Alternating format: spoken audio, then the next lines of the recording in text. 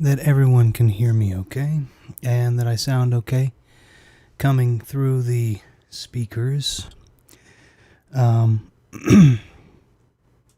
I am doing a little bit different of a setup today due to circumstances. Nothing bad, just different. And so because of that, my sound setup may sound a little bit different than it normally would. But hopefully it sounds nice and clear and crisp, and that's what I'm looking for. And so yeah, that's what I'm hoping for. Let me scoot over to the retro game screen so you can see. And let's listen real quick. I want to get a good level, make sure I sound good.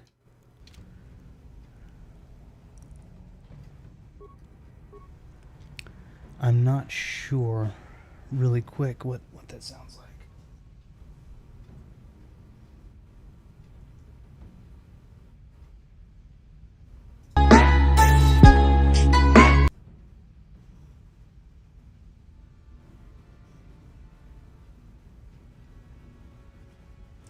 Okay, the game capture should sound okay. Really just make it loud there for a second. That should sound pretty decent, I think. Okay, I can't hear very well, so I'm going to go ahead and turn on, the other thing. I'll be right back.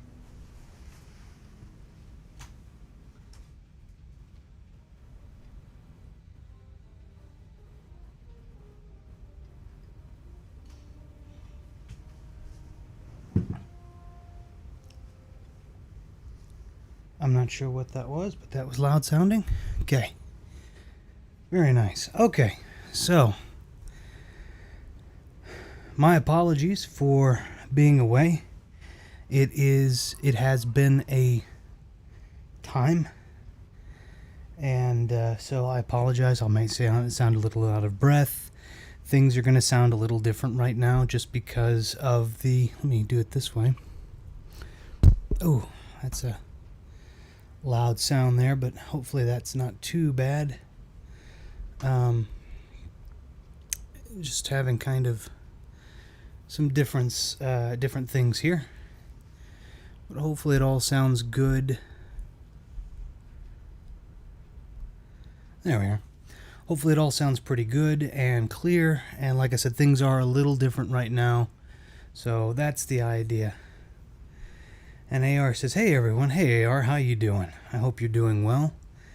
I hope I'm coming in nice and clear. I did have to change the setup. Most of the things that I had originally, I haven't gone into detail. You know what's going on. You know what's gone on with me. Nobody else does, because I didn't choose to share it with everyone else, and I don't imagine that that's really all that pertinent here. But you know what's going on. And I had to take all my foam stuff out that could catch anything, and so now it's all kind of metal and manual. So I hope it sounds pretty good right now. That's my hope, is that it sounds as good as I can do without my soundproofing for now, or my treatment.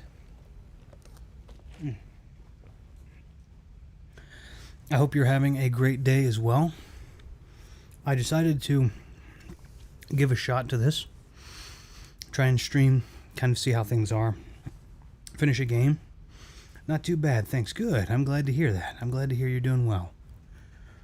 On your side of things too, without spoiling too much, I got some stuff done in the downtime. I have one more graphic to make, and I think we will be good to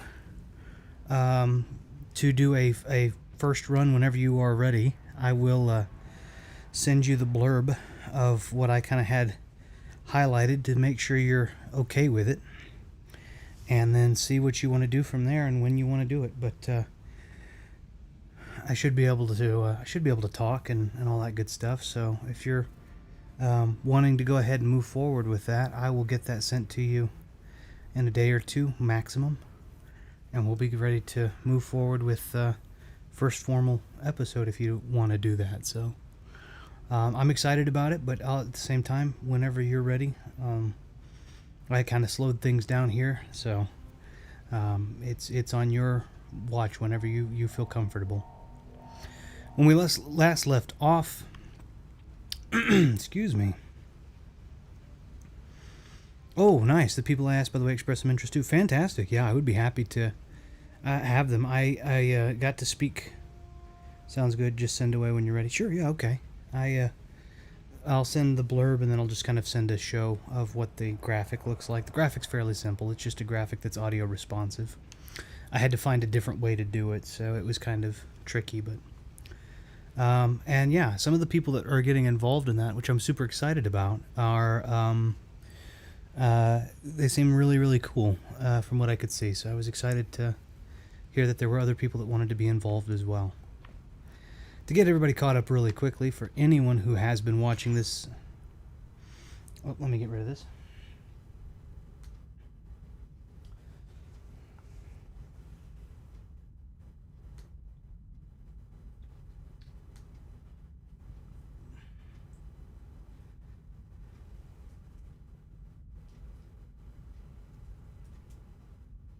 You gotta love that. You gotta love when you're in the middle of something and then all of a sudden Adobe's like, eh, well, this isn't gonna work. And you're not even using Adobe.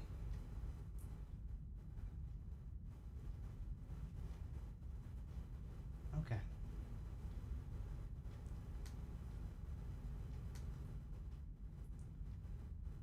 There we go. That's better. Yeah, so anyway, I am this is 8 episodes into this. We are on the Leviathan, which is Admiral Saul Kareth's ship. For anybody who's not played this game before, this is my favorite game of all time. I am not perfect at it by any stretch, but I'm decent enough to get by. I've played it hundreds and hundreds and hundreds of times, and I learn something new every single time that happens. We were ambushed on our way to the 4th planet, which is a mystery, I guess. It's kind of not a mystery now. We kind of know what's going to go on, but we'll see what happens. Now I got to remember where exactly. I know where we are in the ship, but I believe we just came in from there, from the airlock. And we're making our way up to the bridge, I think, is the case. So.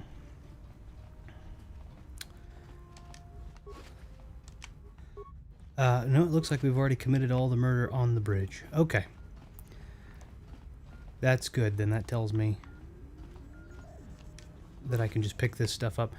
And so what happened on this is we've had to go to a group of different planets.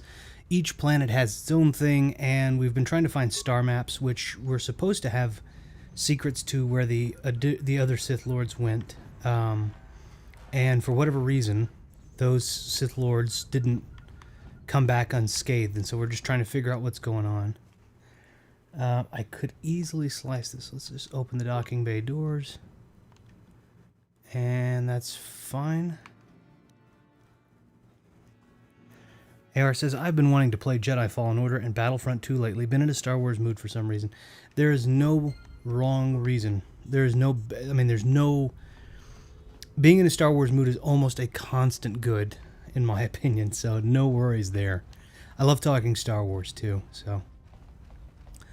KOTOR is one of my favorites, especially with them talking, like, yet again, I know we've talked about this for a while, but the remake, there's so much that could be done.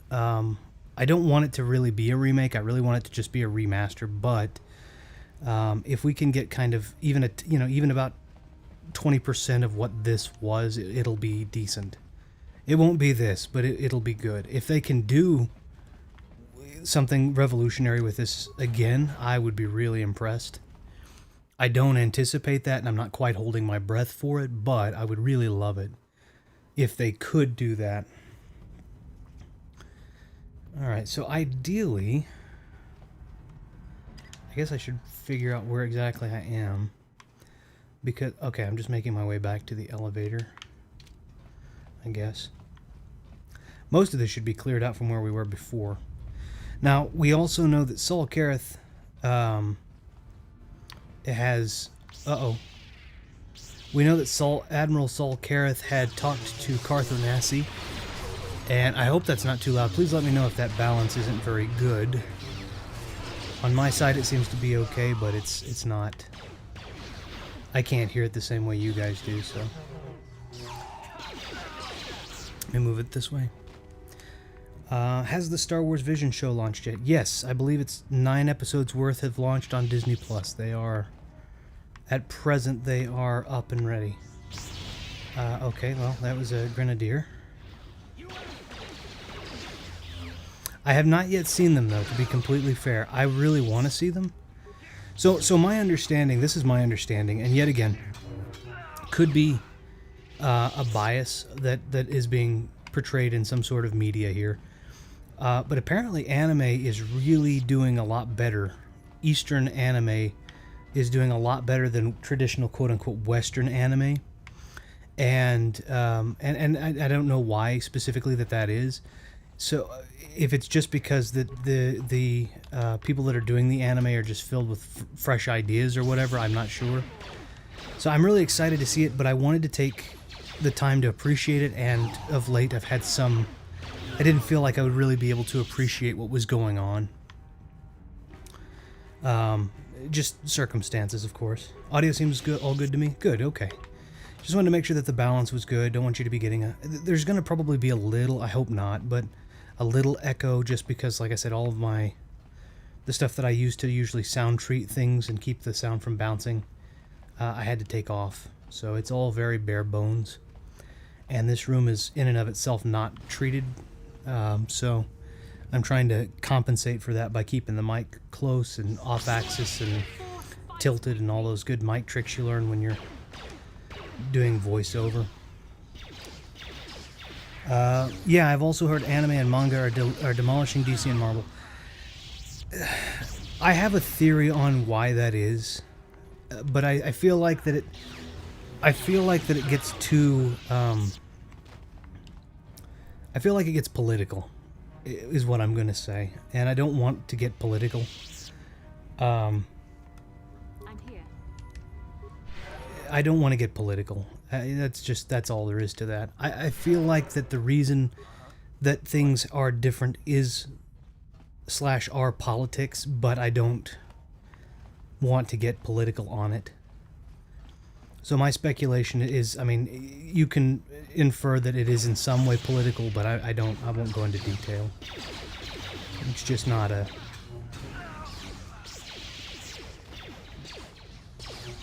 It just feels to be a little... Today, this isn't just pertain to, in my opinion, right? It doesn't just pertain to manga or even just media. I think right now, and I'm saying this without any malice and without any negative intention and without any specific people in mind, just generally speaking, I think that talking about things publicly or in a forum that is public has become much more loaded and much more dangerous than it was 5 years ago and 10 years ago. And so 5 years ago, in my opinion, things kind of started to get a little dangerous to talk about, and just general things, not everything's dangerous, but I feel like things kind of started getting dangerous to talk about around 5 years ago, and then it just has kind of ramped up, and what people do and don't like being spoken about has become much more harsh and niche. They've wanted much more. There have been many more cancellations, so to speak, and many more harsh penalty, much more of a harsh penalty for talking about things that I would consider to be fairly innocuous. So, that's not, and that's not offering any specific political anything. It's just an opinion of conversation, and part of me feels that that's the same thing here with Star Wars and with comics. I feel like that people are they're having to be very careful, and I respect this, I understand it, but I feel like that they're having to be much more careful with the stories that get published. And did I just make a gigantic circle?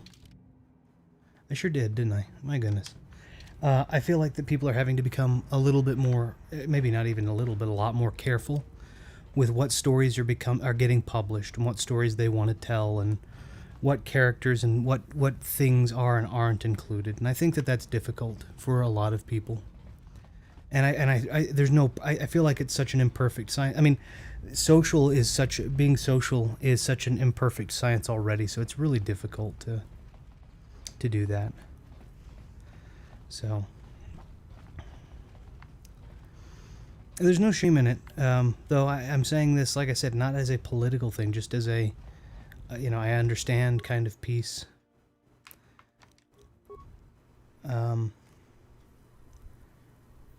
That's just kind of my thoughts, I guess. I don't know.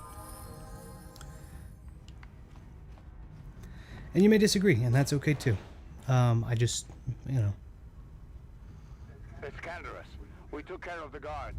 We're inside the Ebon Hawk and all systems are go. As soon as you guys join us, we can get out of here.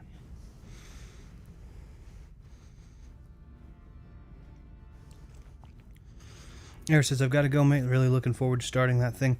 Send me your ideas when you can, and I'll take a look. Sorry I got to head out so soon. Feel better. No worries, no worries. I just appreciate you for dropping by and saying hi. Yeah, I'll certainly do that.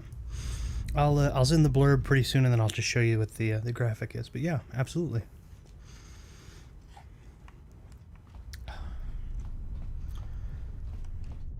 Okay.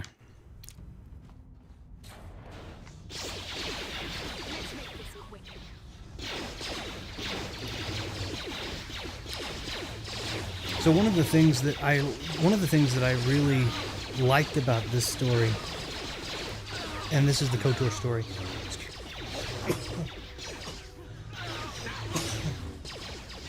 excuse me, is the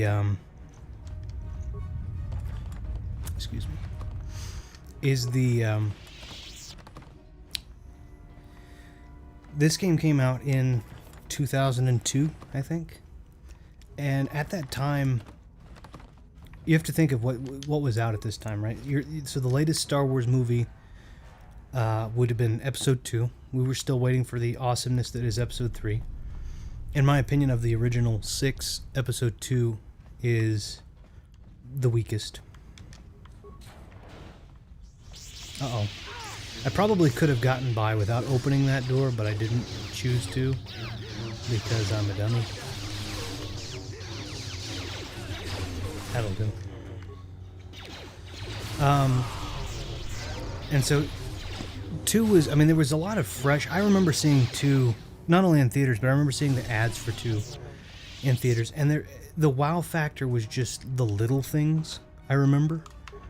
I remember the little things really just being the wow factor. Little things like CGI Yoda floating around in his little chair while they were going through the Jedi Temple with Obi-Wan and Mace Windu.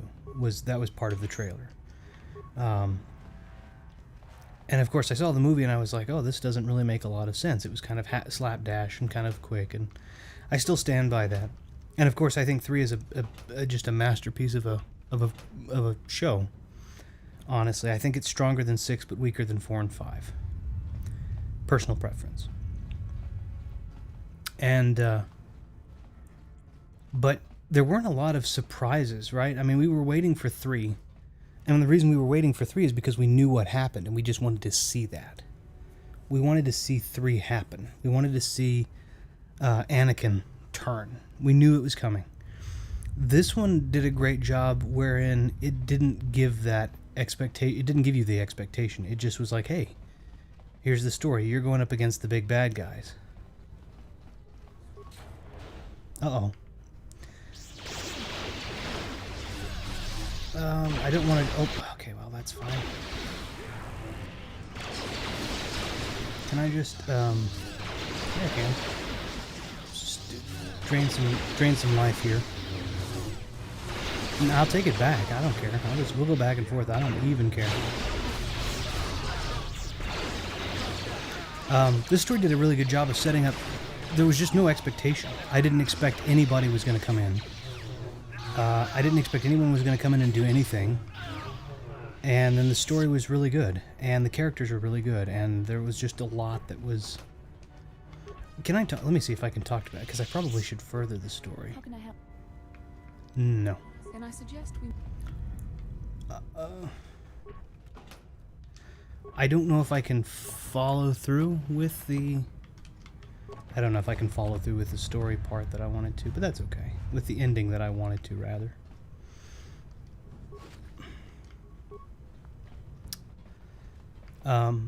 But this like, you know, like I said, 4, 5, 6, we knew what was coming for 1, 2, 3. We had to, but this one did a good job of setting up a story that we didn't have any. We had no familiarity with these characters. We had no familiarity with, and here we are with all of the characters again, and we care about them now. And there was, I don't know, it was just really cool. Darth Malik. Down you go!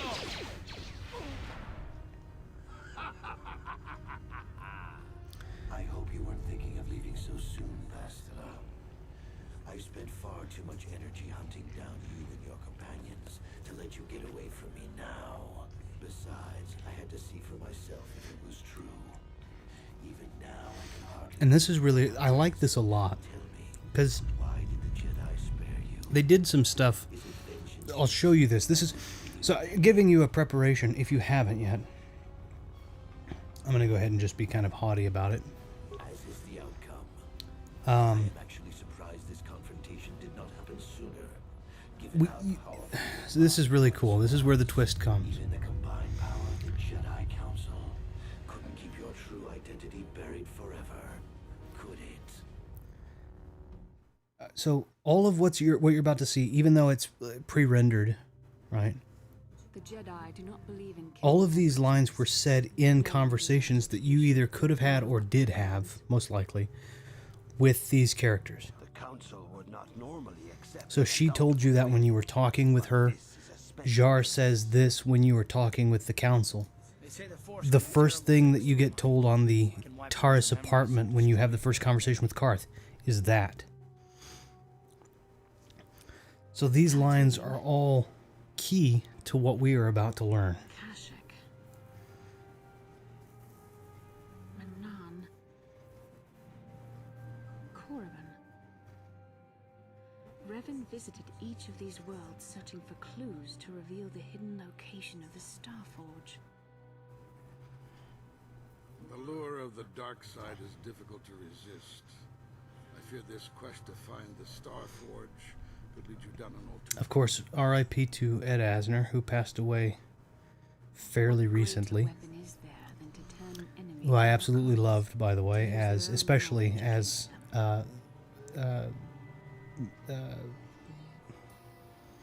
Master Vrook.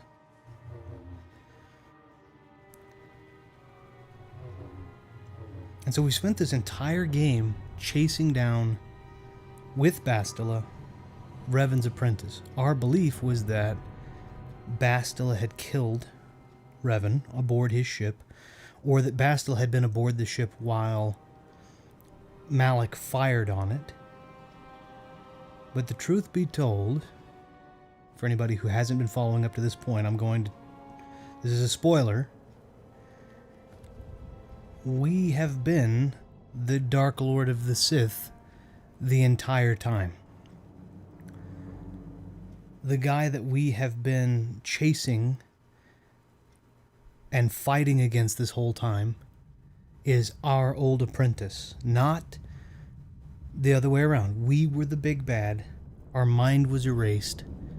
We came back, and now here we go again as the big bad. But now we know that this last planet we're going to go to knowing who we are. Revan, recognize that you were once the Dark Lord, and know that I have taken your place.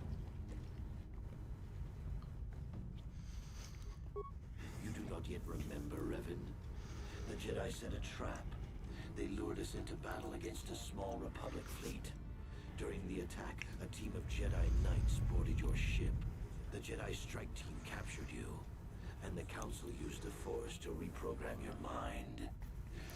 So this starts to put things into perspective, which I think are really cool. And this was the first time a game had really done this, in my opinion. Let's do that. Let's just be really cocky and really stick it to him.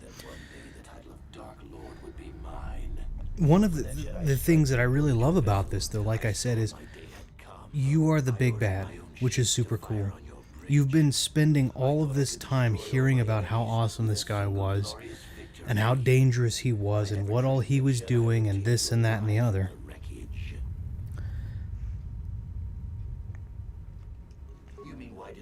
And now we get to now we get to be him. There's something really cool about that, and what's even cooler too is, at least for the old canon, you had this huge this huge, like, Revenant remains right now one of the coolest and most powerful beings in the Star Wars universe still. The Jedi are fools. They do not believe in executing prisoners. Originally, I assumed you had died in the battle. Imagine my surprise when I found out you were still alive, Revan. And I'm just going to ask her. I mean, I know it is true in this case. I've played this game 1,000 times. I was part of the team sent to capture Revan, to capture you. When Malak fired on the ship, you were badly injured. We thought you were dead. Your mind was destroyed, but I used the Force to preserve the flicker of life in your body. I brought you to the... So this kind of... Well, the thing I really loved about this, not only was that it also cast a lot of doubt on other people. You've been spending time with Karth. Karth has an immense hatred for Revan because of what Revan's family, or what Revan did to his family. Canderous has an immense respect for Revan because Revan was a great warrior. Bastila is known for taking down Revan, but you are Revan, so now there's a new dynamic there, right? Do you hate her for lying to you? Do you hate her for being your enemy? Do you remember any of that? The Jedi Council didn't restore your wounded mind, Revan. They merely programmed it with a new identity, one loyal to... Are you upset at the Jedi Council for doing this to you? Or do you understand why they did it, right? So this kind of incited all of these different thoughts, which I thought were really cool inside of the, you know... So, like right here, you've been lying to me the whole time, or, you know, see, there's a lot of these. I'm gonna... The Jedi hold all life sacred, even that of a Sith Lord. I could not just let you die, Revan, not if it was possible to save you. Bastila hides the truth behind noble words, Revan.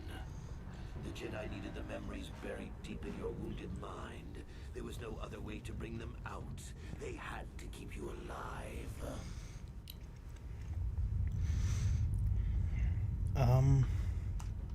We couldn't simply restore your true identity. Revan was too dangerous. But locked inside your mind was information the Republic needed. The secrets of the Starforge. The Council created an... So this was and the other one of the other things that I think is really cool too about the books were supposed to lead me to the Starforge. in this no other way to get the information. time frame is that there were a lot of different perspectives on the Jedi back then. When I used my Force powers to keep At this time, Revan is kind of considered a hero because he decided to act quickly and take out the Revan, the Mandalorian, with a group called the Revanchist. Revanchist, some people say. I think it's Revanchist. Is the way C-H-I-S-T after the word Revan. I would say Chist in my case. But anyway, it was, you know, do you act quickly and let no one die but potentially risk yourself? Or do you let them die and, you know, do the right thing? So... You had to be healed so I could try and draw out the secrets of the Starforge. So it's the thing that's really good about it is it has multiple, and this is Drew Karpyshyn again, the guy that did the Mass Effect movies. So it's one of those where I feel like it's well done. I think it's very well done. The way that he approached it, it's very multifaceted. I really like it. Forgiveness, Revan. You are There is a KOTOR comic or graphic novel also known as Knights of the Old Republic. It does kind of give you the origin, not really in detail. You do kind of get the origin of where Darth Malak came from when he was Alec beforehand. The Jedi Council were foolish to let you live. And so now we come up to the first one-on-one fight. And I might die in this. I hope I don't. Just because Malak's pretty tough to fight. And he gets immunity to... That little thing that he did right there gives him immunity pretty well to a ton of things. His saving throws are just insane. So I'm going to... My saving throws are also insane because I have the belt. So we'll probably just go back and forth with lightning here for a second.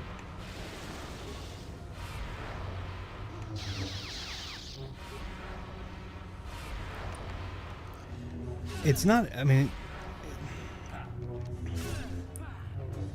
it shouldn't be that evenly matched, but it is. Okay, there it is.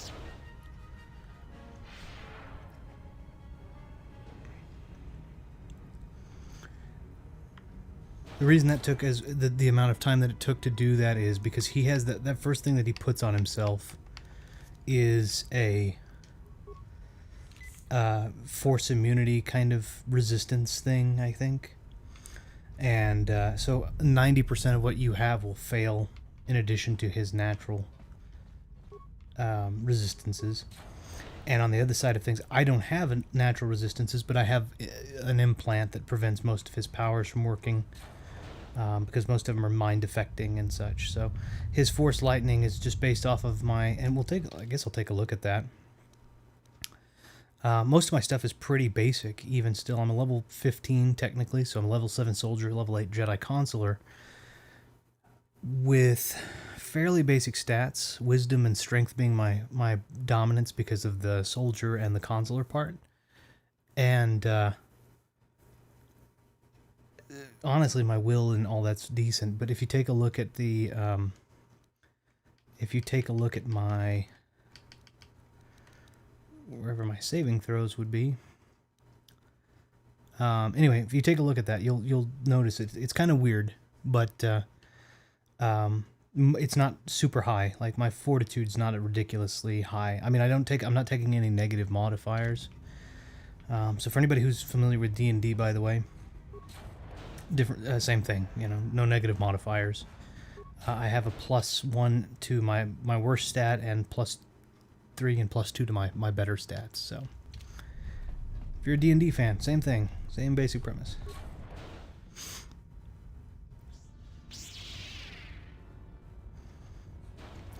Now one of the cool things to note is that Darth Malak is a consular. He's a much more physical. You can't really tell in this because he's right now. I mean, he's not doing. This is not the final fight, so we're just kind of going back and forth. But in the books and in the comics and such, Revan's only about 5'9". He's regular, you know, average height. Not, you know, he's not. He's powerful, but he's not super huge or any of that. I'll hold Malak off. You two get out of here. Find the Star Forge. No, Bastila, he's too strong. No! Well, we did that. That was that was good. Sealed. We can't get past. Come on, we have to get to the Ebon Hawk. Bastila doesn't stand a chance against Malak, but we can't help her. Not here. Bastila sacrificed. Okay, so we don't have Bastila for now. We're gonna go ahead and get out. Get the heck out of here. But anyway, so Malak is like 6 foot, supposed to be like 6 foot, between 6'4" and 6'6". He's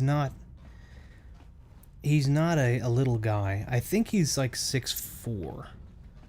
I want to say the big guy, especially if you're looking at the big, like if you're curious and you're saying, oh, who's the big guy in the fight? Like the Star Wars is really cool because it's fairly dynamic, right? You could be Revan is one of the most powerful force wielders out there, and he's 5'9" tall. Take a look at Palpatine, right? One of the most powerful force wielders out there, 5'8". take a look at Anakin Skywalker, right? 6'1". You know, these are not gigantic guys. These are average height, you know, below average height even in some cases, people. And they're just, you know, super powerful. But if you're looking for the tank, of all tanks when it comes to Star Wars, just gigantic size and all that, it's probably going to be Darth Malgus. Darth Malgus existed in the... There we go.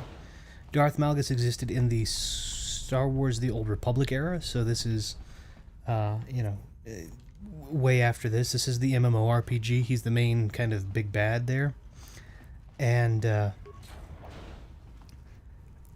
yeah, he's about 6'6". He has literally taken a grenade to the face. He has taken a mountain to the head. He has taken, he's taken blaster bolts directly. He just doesn't care. He's been in several crashes, and he does not faze him. And his lightsaber, even, which is super cool, it's larger than most lightsabers, but then when it's turned off, it's almost like a mace. It's got this gigantic flat blade that he could literally, even without it turned on, just pummel someone with. It just absolutely pound your face in with this like mace of a lightsaber, which is really, really cool. So, yet again, you know, it could be... Oh, I forgot. We gotta do this.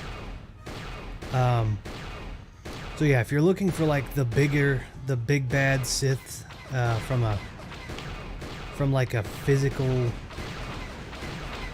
perspective, Malgus is probably pretty top tier. Like he's pretty top. I mean, like you're not gonna find much bigger than him. That doesn't mean you won't find more powerful. You'll absolutely find more powerful. Like, more powerful than him would be Darth Revan, Darth Vitiate, you know, Darth, I'm trying to think of his name. I can't think of his name. It's Darth Vitiate after he's done, after he's come back a second or third time. And he's the older man with the wonderful voice. Whoever played that guy's voice, I can't remember though his name right now. That guy's not gigantic or anything. He's just super powerful. But yeah, if you're looking for, if it's oh Mike, this guy could beat up this guy. Star Wars keeps it very tough to tell. But physical wise, yeah, it's like. We ran into Malik. He would have killed us, but Bastila sacrificed herself so we could get away. You mean she's dead? Nah, Malik won't kill her. Don't be foolish. He'll want to use her battle meditation against the Republic.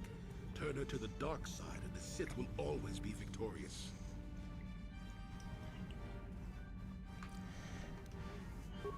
Not so fast. We've got a bigger issue to deal with here. They deserve to know the truth about you. Do you want to tell them what Malik said, or should I? Revan?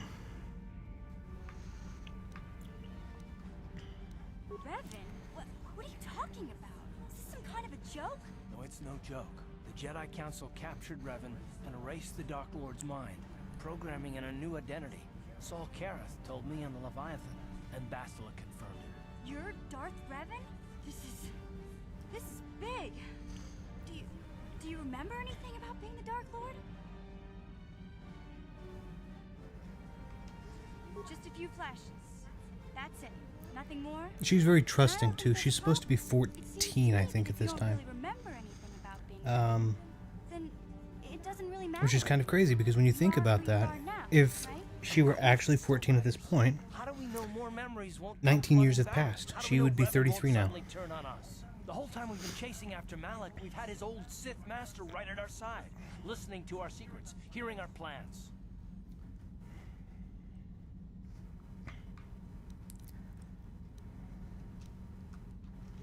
I don't see the Sith Lord standing here. I feel this does make me feel a little bit bad because we're doing the dark side route. So I do feel like this is going to be This is gonna suck just a little bit for her.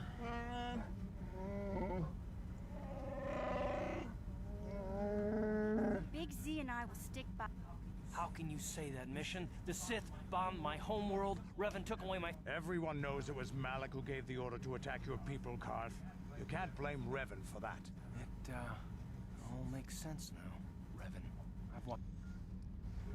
What about me? I already knew who you were, though it wasn't my place to tell you. Better off that you know, if you ask me. Does it change anything? I do like Jolie a lot. He's one of my favorites. Do what you have to do, and I'll help if I can. You defeated the Mandalore clans in the war, Revan. You were the only one in the galaxy who could best us. We had never met one like you before, and never since. How can you even ask if I'll follow you? Whatever you're fighting, it will be worthy of my skill. I'm your man until the end, Revan. No matter how this plays out. Commentary. I am experiencing something. And this, by the way, is completely optional. We could have not picked him up. Answer. My programming is activating my deleted memory core. I believe I have a homing system that is restoring it, Master. Observation. My homing system is a function of my assassination protocols, that which I told you had been deactivated. This system was not. It seems that the homing system deliberately restores my deleted memory core upon returning to my original. And so this is the reason that we didn't have memory. Affirmation. Correct, Master. Sith protocols maintain that all droid knowledge be deleted before I have returned to you, and my full observation. Indeed, I do hope we should. Wow. What? Remember, we're talking about the Force here. At this point, Malik himself could drop out of the sky. Good point. I knew the little guy would come through. We had to have a translator for that. Seem to trust you, and I don't see any other way that we can stop. Don't worry. I won't let my personal as long as this... So I guess that's it then. Okay. So now what our deal is, I believe this may not work. I believe I was going to Dantooine. Yeah. So this is actually fairly interesting because I shouldn't be able to go to Dantooine, but I did. So when we were on the ship, the Leviathan, just a bit ago. Let's see. I want to see if it gives me trouble. And it may cause me not to be able to go forward. No. Yeah. If you're ready to... I can't hate you.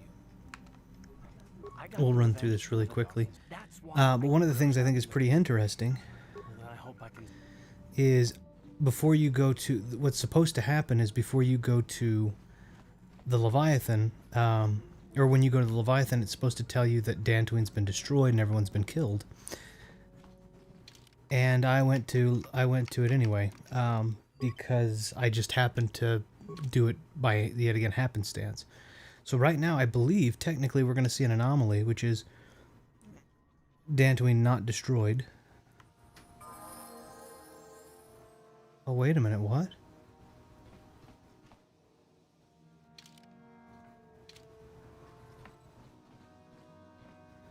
Wait a minute, what?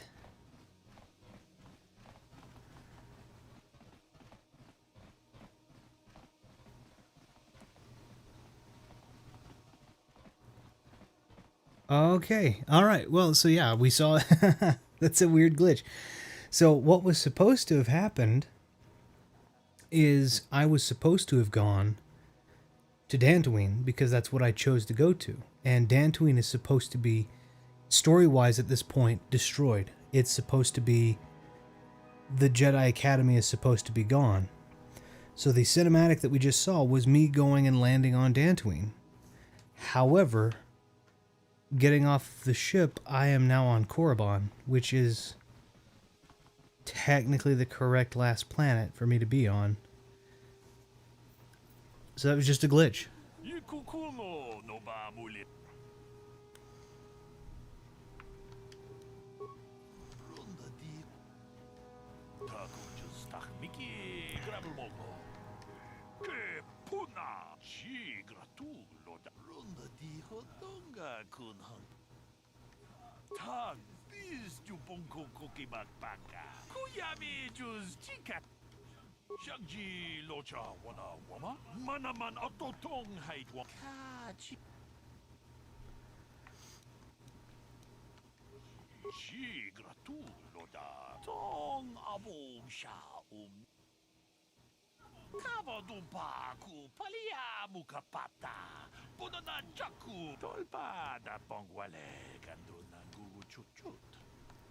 Okay, so I actually want to take a look. That might be beneficial. They're gonna probably ask me to pay the docking fee. I'm not gonna do that.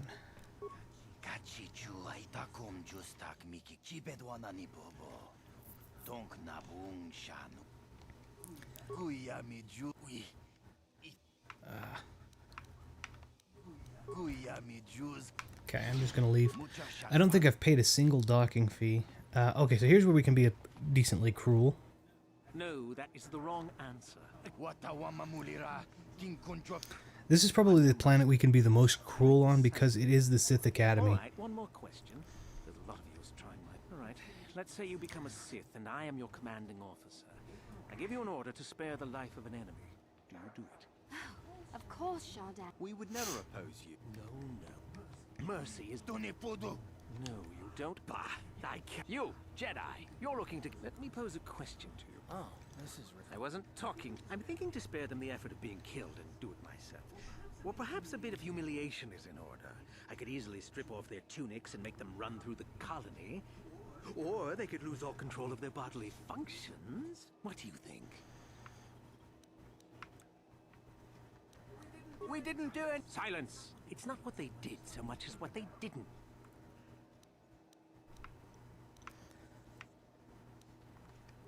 You do. Perhaps having a bunch of hopefuls soiling themselves would be somewhat amusing.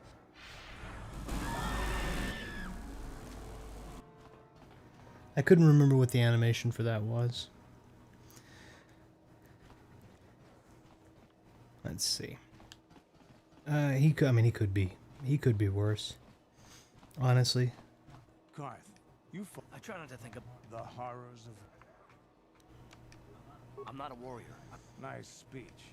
Justification. You had us outnumbered. Nice speech. I bet you tell your... Actually, you know, I think I want to change who I've got with me here. Just because. Let's do... let's take Jedi with us. That'll do.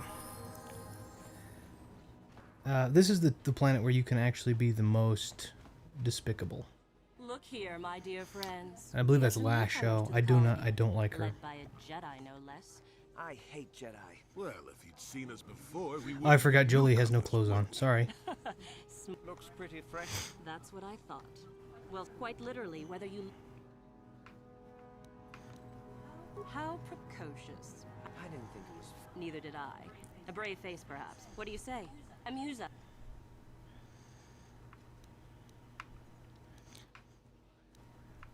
Let's see.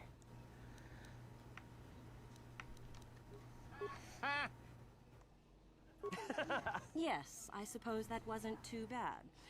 All right then.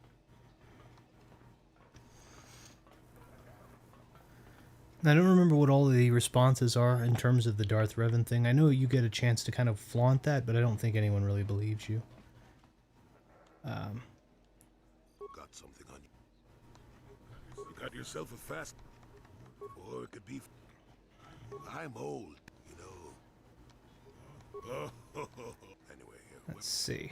No, you wouldn't have... Well, it turned out... I don't know. Let's see. Well, let's... Should put some clothes on him. Now, Krat has us... Of course he did. Well, and Krat decides he... Finally, maybe Andor hits... Everyone had changed the political... Well, hey, the check... Anyway, go on.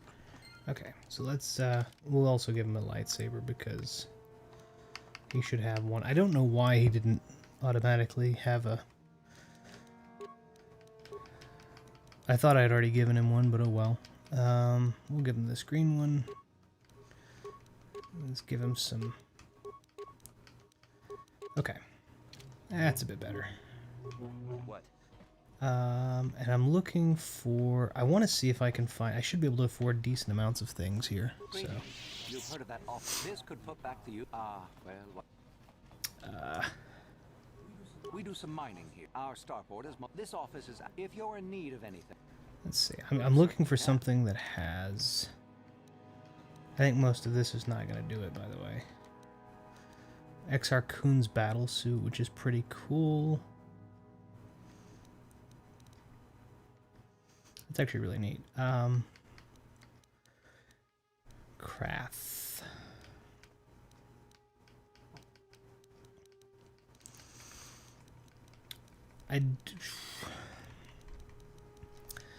I have plenty of credits.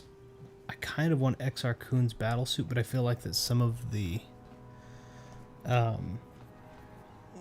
force powers will be limited. I don't think I'll be able to use any of the lightning or anything like that, so...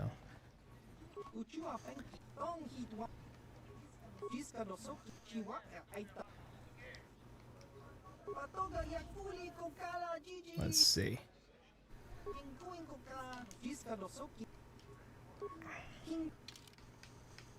So I'm looking for... So I have mind affecting poison. I need something that gives me critical immunity.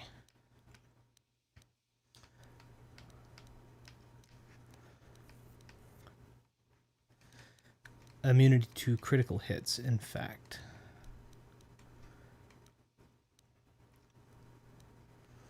Mind affecting.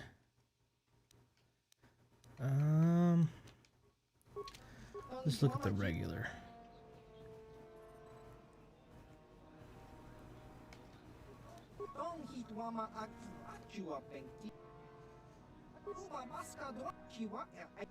Okay, let's just... Can I just look at regular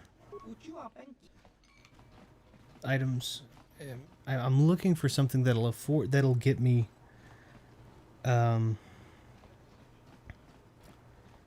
the immunity to critical hits. That's the last thing I'm missing. And a belt that could do it would be fine.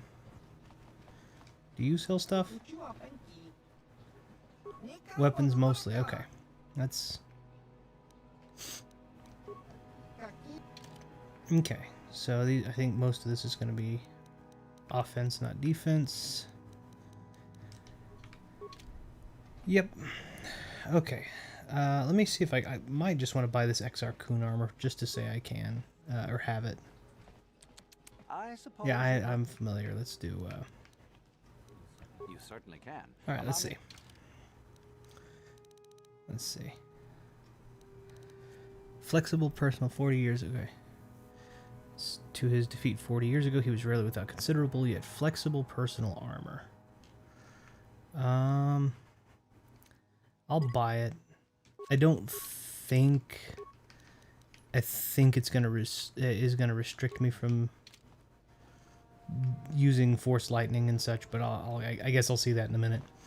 Okay. So I'm gonna keep moving on through here. And I think what I'm going to do is I'm going to finish this planet, and then I may go and play some random retro for a little bit. And then finish this up either in the next episode or the episode after. Just because we have another planet or two before this is done.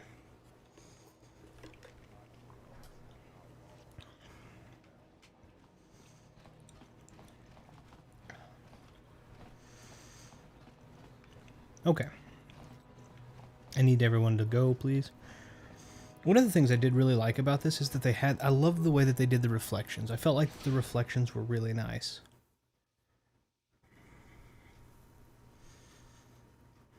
Let's see here. Okay. There are other shops also inside that may give me the critical immunity if necessary, so we'll take a look at that.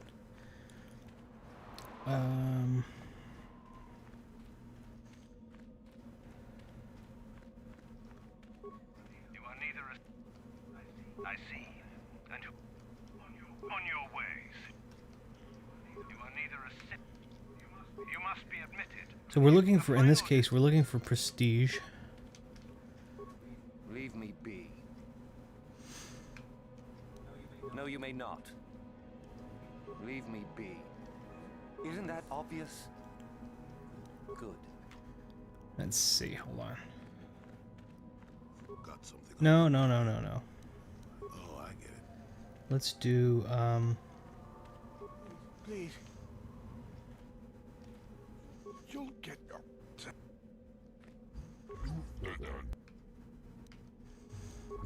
let's talk to this Aqualish here. Seems like not much to do.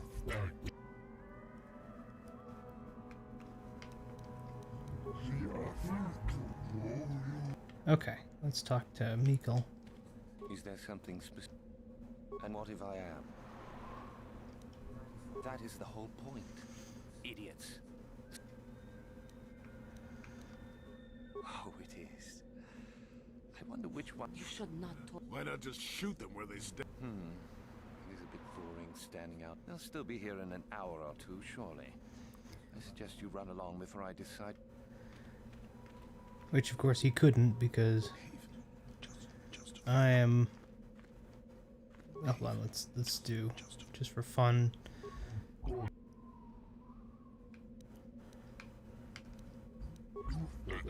should not manipulate. Okay.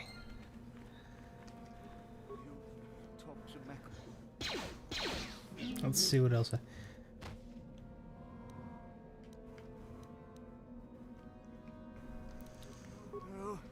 I think he just dies of hunger, and I think this one keeps going. Okay. So he's pretty messed up. In this case, he's just trying to make them stand there for his amusement and whatever else.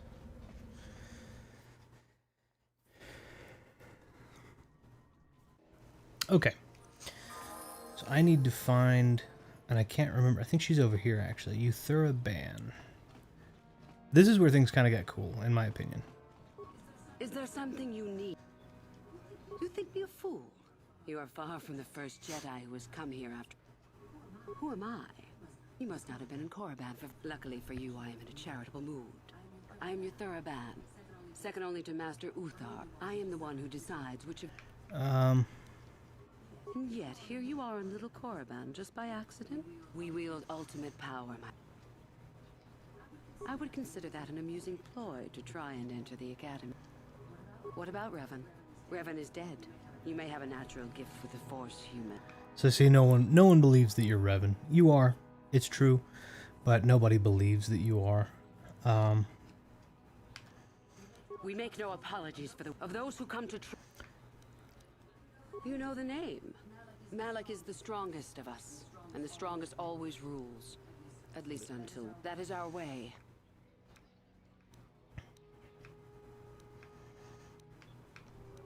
You've heard enough, have you? No?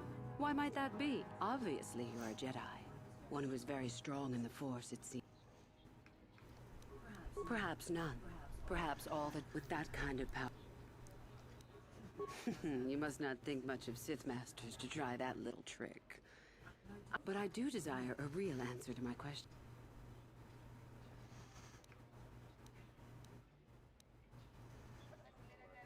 Let's see. A pity. Well, human. Should you... Okay. I was going to try and see if I could play coy. Ah, so obviously you are... Let's see. With that kind of power... But I do desire a real... Ah, good. I will take you to the Academy, and we shall see if you are ready to join the ranks of this. I have only one other question. My hearing's not so good. I'm just pleased my nice master doesn't beat me. So. There's something odd. No matter. Make sure they don't disturb your... Then let us leave. Okay. So she's gonna go ahead and let us in. I thought that I had to do more to get a medallion. I thought I had to do something that got a medallion or something, but I guess not. Greetings, prospective students. appears we have a late entry. I believe this is Tom Kane, also the guy that plays Yoda most of the time now, which is pretty cool. With the Force. A human that has had some training, it seems, Master Uthar. Very promising, I think. That I'll judge for myself, thank you. Tell me, human, what do you know of the ways of the Sith? What preconceptions has your mind been polluted with? Indeed. Then perhaps you would care to demonstrate for us the powers of a Sith Master. No, the Jedi equate the light with goodness. We, however, we are as the Force is meant to be. The Jedi joining with us means realize. What say you, lad? Part of me does wish that there would be a mod, and there probably is, but a mod or something where you come into the last planet as Revan, and it's just all the memories are back, everything's good. And so you come back into this academy, and Uthar says, oh, well, you know, what do you know? And then you're just like, I know this, and boom, everything. Force lightning and all of that good stuff just out the wazoo. You are the most powerful thing out there. Does this interest you? Are you ready to learn more of what I speak? And so shall. Now then, all of you 5 recruits have shown a degree. The one who succeeds will be admitted to the academy. My pupil, Euthura. As Master Uthar said, what is an act of worth? If you wish to gain a leap, the rest is for you. Alright, so now we are...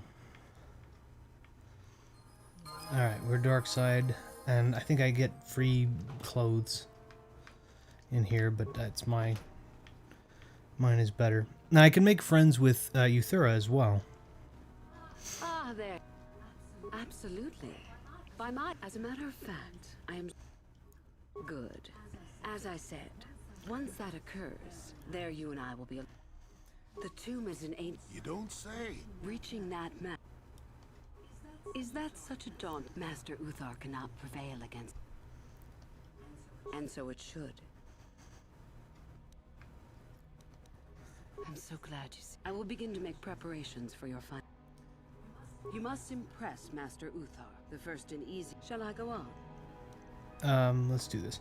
Now, the other thing I really like about this is that, so we hear this before, like, this has happened before, this is the Code of the Sith. At this time it was canon, I don't know that it's still canon, but it asks you to understand it. And I think that that's kind of cool. That's kind of a cool concept, because it's saying, hey, can you understand the depth of this particular concept? And to me, that's really cool, because it is kind of an ethereal concept. It's really neat, I think.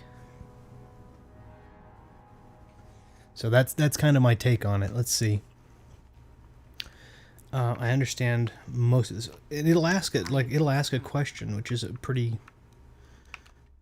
Revan, you mean Darth Malik's former master? Very little. I never met him personally. In the end, Revan was outshone by his pupils. Such is the way of... Anything is possible. So I can actually ask these questions. I don't remember if I've ever asked these before. He is in no condition. Perhaps the same is true for Revan. Perhaps Revan is out. More likely, what we were told is the truth. Revan is dead. Is there any reason I should? Beside the fact I did not know Revan in life. Revan was known for wearing a full helmet and cape. Perhaps Revan's body had been disfigured by the power of the Force. It is not unheard of. Regardless, I doubt I shall be meeting Revan anytime soon. Both Revan and Malik. Fair enough. About myself. Let's see.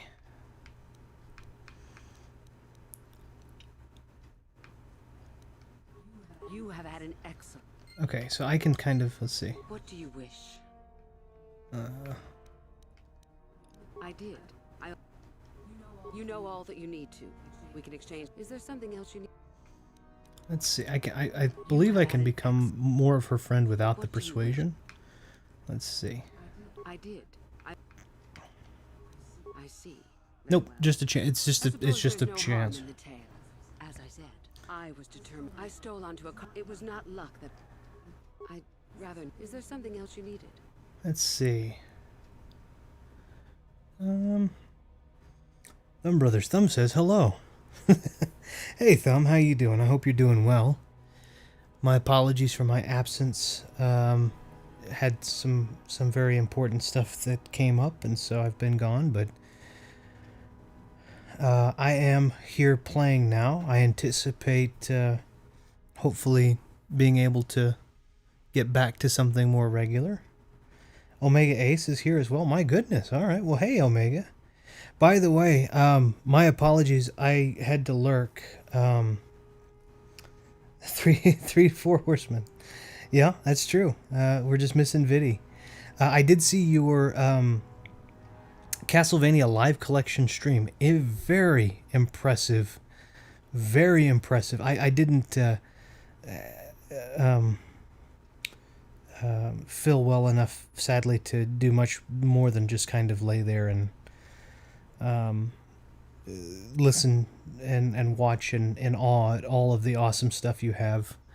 But yeah, I did get to see that. It's good to get to see you guys and get to talk to you guys. I've been unintentionally distant for reasons that I'm not uber public about, just because it's not something I'm really excited to talk about, if it's okay. Of course, if you need to, or whatever the case is, it's just I'm happy to let you know, but things have been a little different.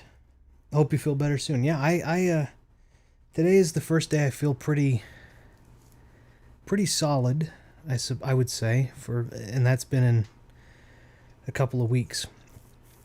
So here's the thing, like, I just have had a bad run of luck, honestly. I've just had a bad run of luck in terms of getting sick recently. I work in areas where getting sick is much more likely, because I work in the public, and a bunch of the public that I work with, sadly, do not wear masks, and they don't do this, and they don't do that, and they don't. And so, yeah, so even if me wearing a mask isn't really protecting me, it's just kind of protecting other people from me, and so anyway, that's kind of been the case.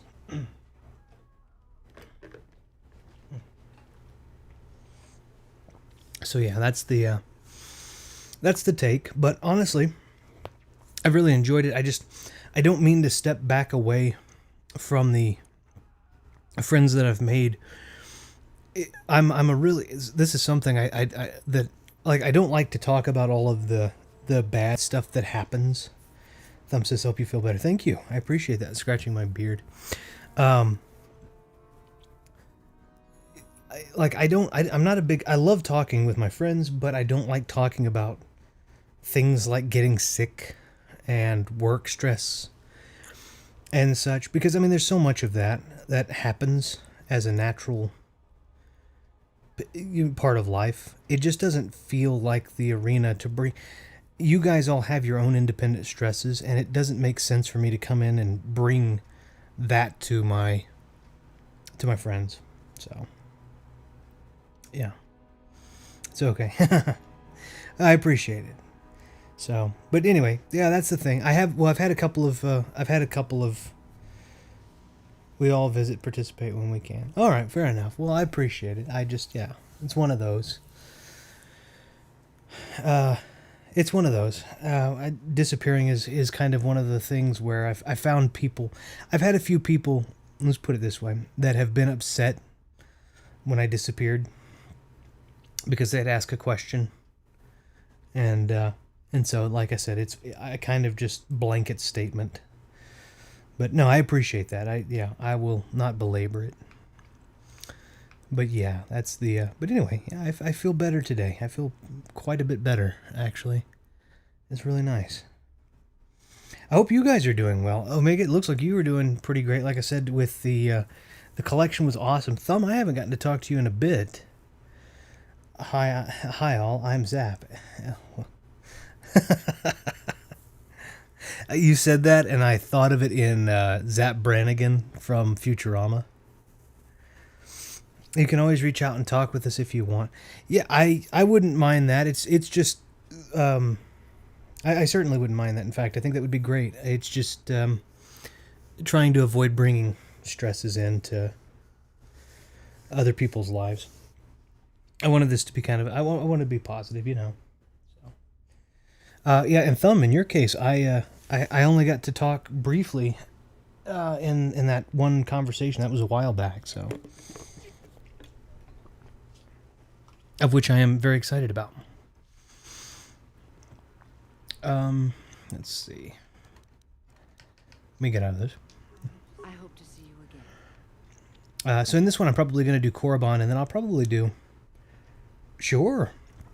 Yeah, I would love that. I actually would really like that. That'd be nice. Give me at least an alternative then, as opposed to... yeah, I need to catch up with you, Retro Room. Yeah. I would love that. I think that'd be awesome. Yeah. Or you can reach out via Discord, WhatsApp. Oh, that's fine too. Whatever is most comfortable. I don't. Whatever is most comfortable. I trust you guys with it. I need to catch up with Expert. Yeah, that's. Yeah, it's everybody. I think everybody kind of has to catch up with everybody. A lot of things change really quickly. One of the things too that I'm really bad about, and I feel like Hapes is the one that really does this well. Well, I mean, you guys all probably do it quite a lot better than I do, any which way. Is the like tweeting and the social networking, and I'm not a great social networker, so when that becomes the dominant way of contact, I do oftentimes, that goes by the wayside because I don't think about it often.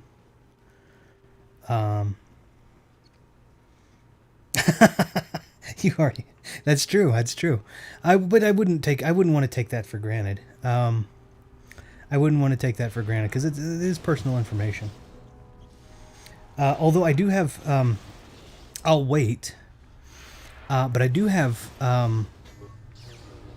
something else I wanted to take a look at in terms of that I didn't see your collection had that I might have to impart. So I'll wait until all of this is passed and disinfected and all that good stuff before I reach out and get any hopes up or anything. But yeah. And Video Games comes in and says, hey, in a time zone far, far away, Viddy wakes up surprised to see Retro Room and the gang talking and playing KOTOR. Yeah, that's, it's a good, great gang of people, and you just so happen to join. And it was ironic, too, because he said, he says 3 of the 4 horsemen, and then all of a sudden the 4th horseman comes in. Beautifully done. Hapes put us all to shame in that regard. I don't understand. Here's what I don't understand, and I mean absolutely all the best to him, but he has grown... I use the word too loosely when I'm going to say it, exponentially, right?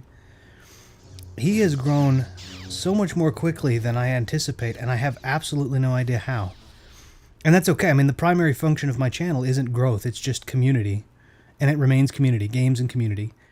But my goodness, like, almost 1,000 now. And I think it's just because he knows how to tweet and I mean, his content is great too, but I'm not trying to demean that at all. I don't know. Anyway, it's amazing. I'm not a great social networker either. I should be in the C-virus era, to be fair. Should I be in the C-virus era, to be fair? Yeah, it was ironic that you said that, and then all of a sudden it was almost as if summoned. Thumb says, for 7 or 8 hours, I can't go on Twitter. I miss a ton of people's posts, and when I get home from work, Twitter is the last thing on my mind. Yeah. No, I completely understand. I just got a promotion in the... Okay, fine. In the school at the school that I work for now, I got a promotion. And so, like, and I'm very excited about this. I'm very happy about this. And which is very quick.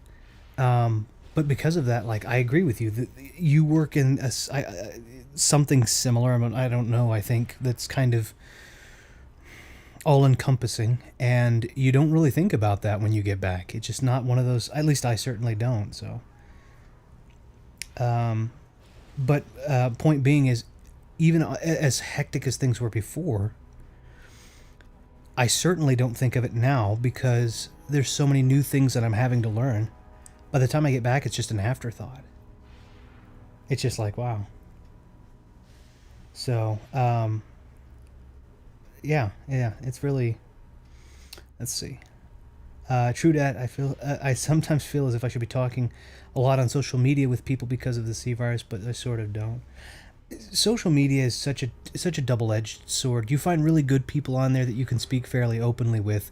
You also find people out there that have a penchant for being more offended by things that you may say, and I feel like that it's just very difficult to change. If I speak with somebody, I want to try and get to know them.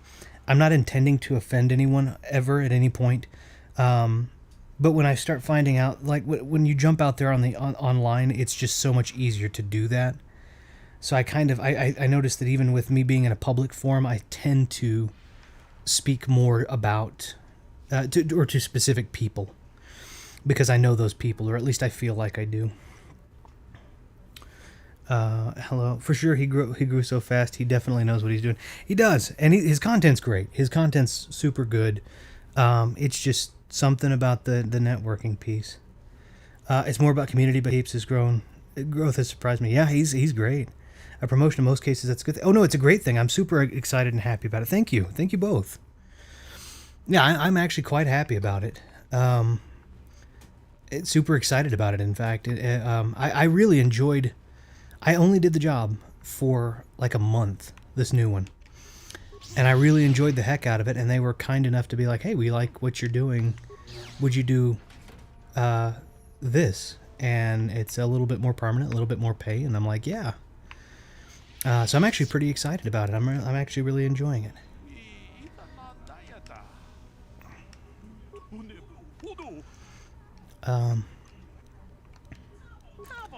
I think I can't remember what. Let's just do this. We'll give him a moderate dose. And then I'll just use this. Let's do a small dose. And then this. There it is. Yes, I heard. Thank you for locating the camp. Oh? Does that mean that you're... Yeah, let's go. Let's go. Gather your anger. That was, I mean, I have three, it's 3-on-1. I'm just gonna do that. Yeah, I'm actually pretty happy about it. So for anybody who's here at this point for this, I think I'm gonna do Korriban, and then I think I'm gonna do some just random retro here in just a minute, just because that's what sounds fun right now. I'm enjoying this, don't get me wrong. But I think I'm gonna do this, and I'm gonna do some random retro. If anybody does happen to have a random retro game that they might like to see played, please let me know, because I'm happy to try anything. Odds are I have a copy, and I would be excited to try a new game if necessary as well. So, not necessary, just fun. All right, well, now that you're dead, that's gonna work. I get a green crystal too. For me, I've put in like a % of my potential into the channel. Work and life comes first for me, but I feel like that there's nowhere but up with my channel, especially once I get more time into it. Yeah? Heating up half a chicken bacon, some eggs for a late breakfast. Late? Oh, yeah. Yeah, I could see. Let's see. Let's see. Yeah, that would be a late. That would be a late breakfast. My goodness. Almost 2:30 over there, I guess.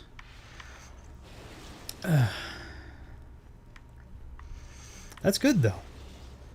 I would love to see Contra if you don't mind. Oh, okay.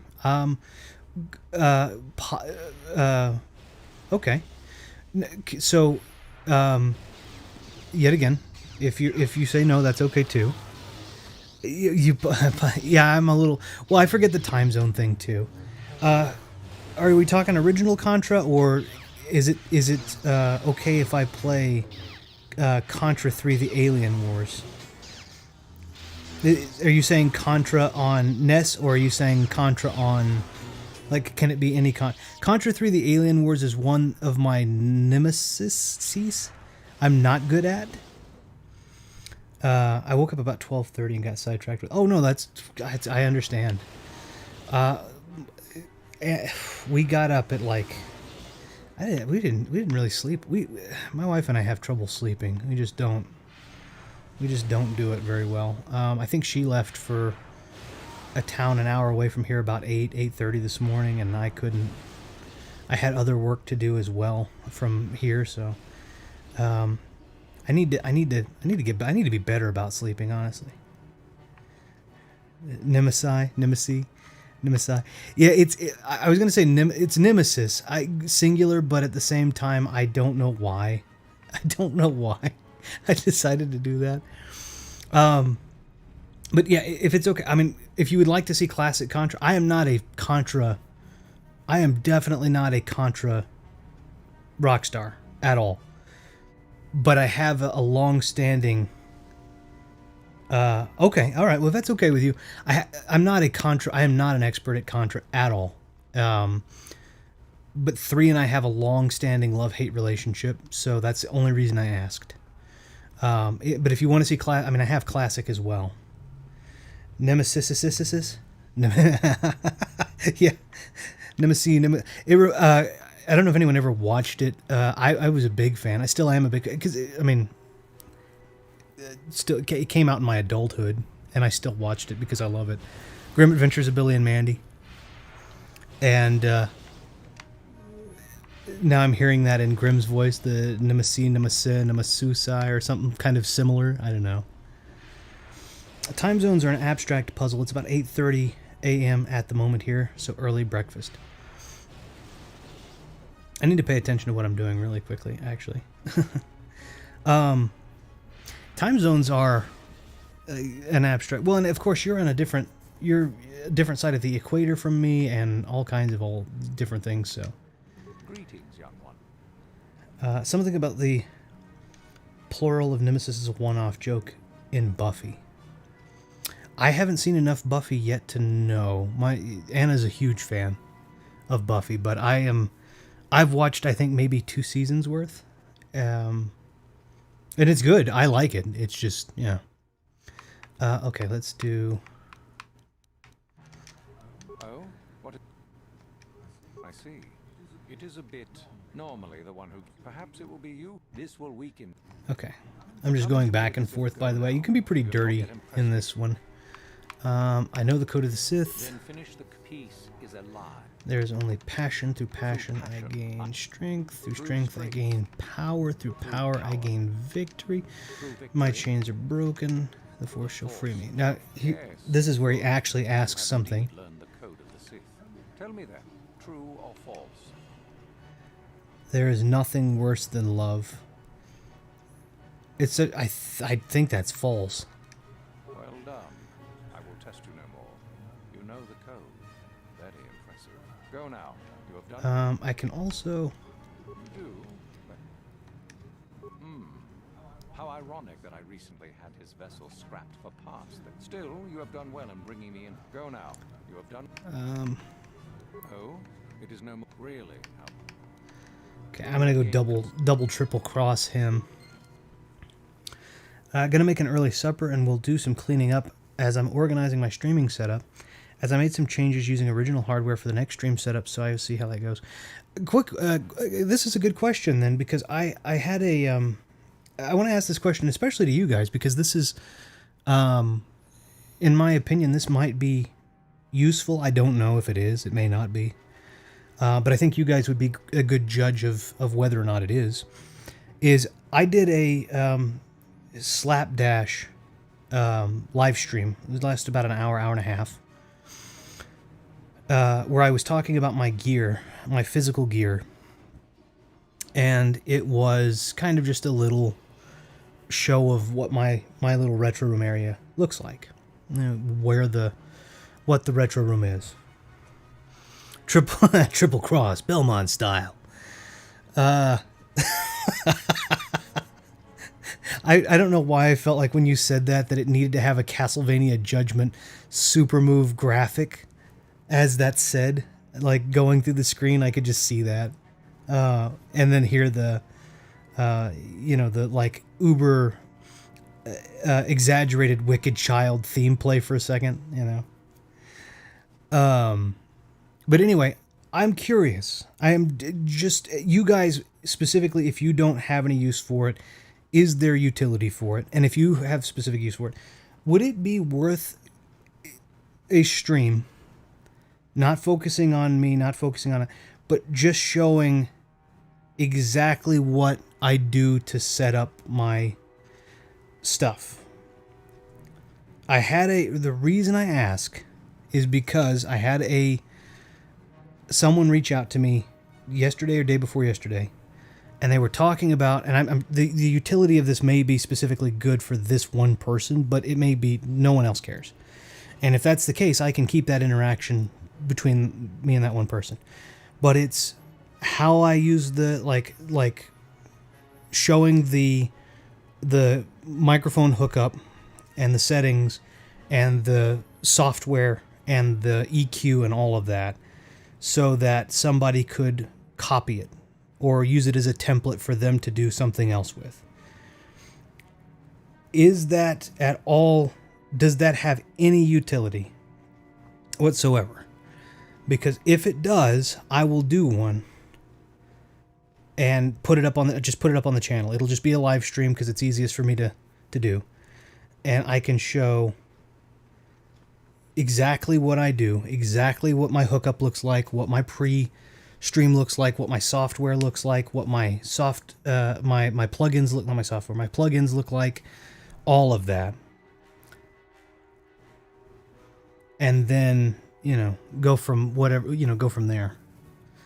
Thumb says, of course that sounds interesting, at least for me. Okay. Many people find pleasure in seeing other setups. I did a really fast and dirty one. The idea was I had somebody reach out to me and ask me about my setup. And so I thought, okay, well, I'm going to go ahead and do just a quick, so people can see what the retro room looks like. It's not a big room. It's just a, nice little loungy room that's comfortable for me and whoever happens to be over to sit down and record an episode or whatever. And I did this in a episode recording setup. Now it's mostly live streams because of the ability to interact with people. But if people want to do that, I will set it up.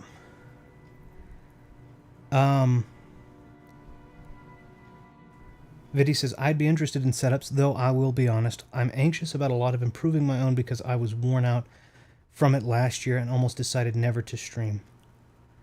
Thumb says, would be interesting to see the space around you, like how much leg room you have.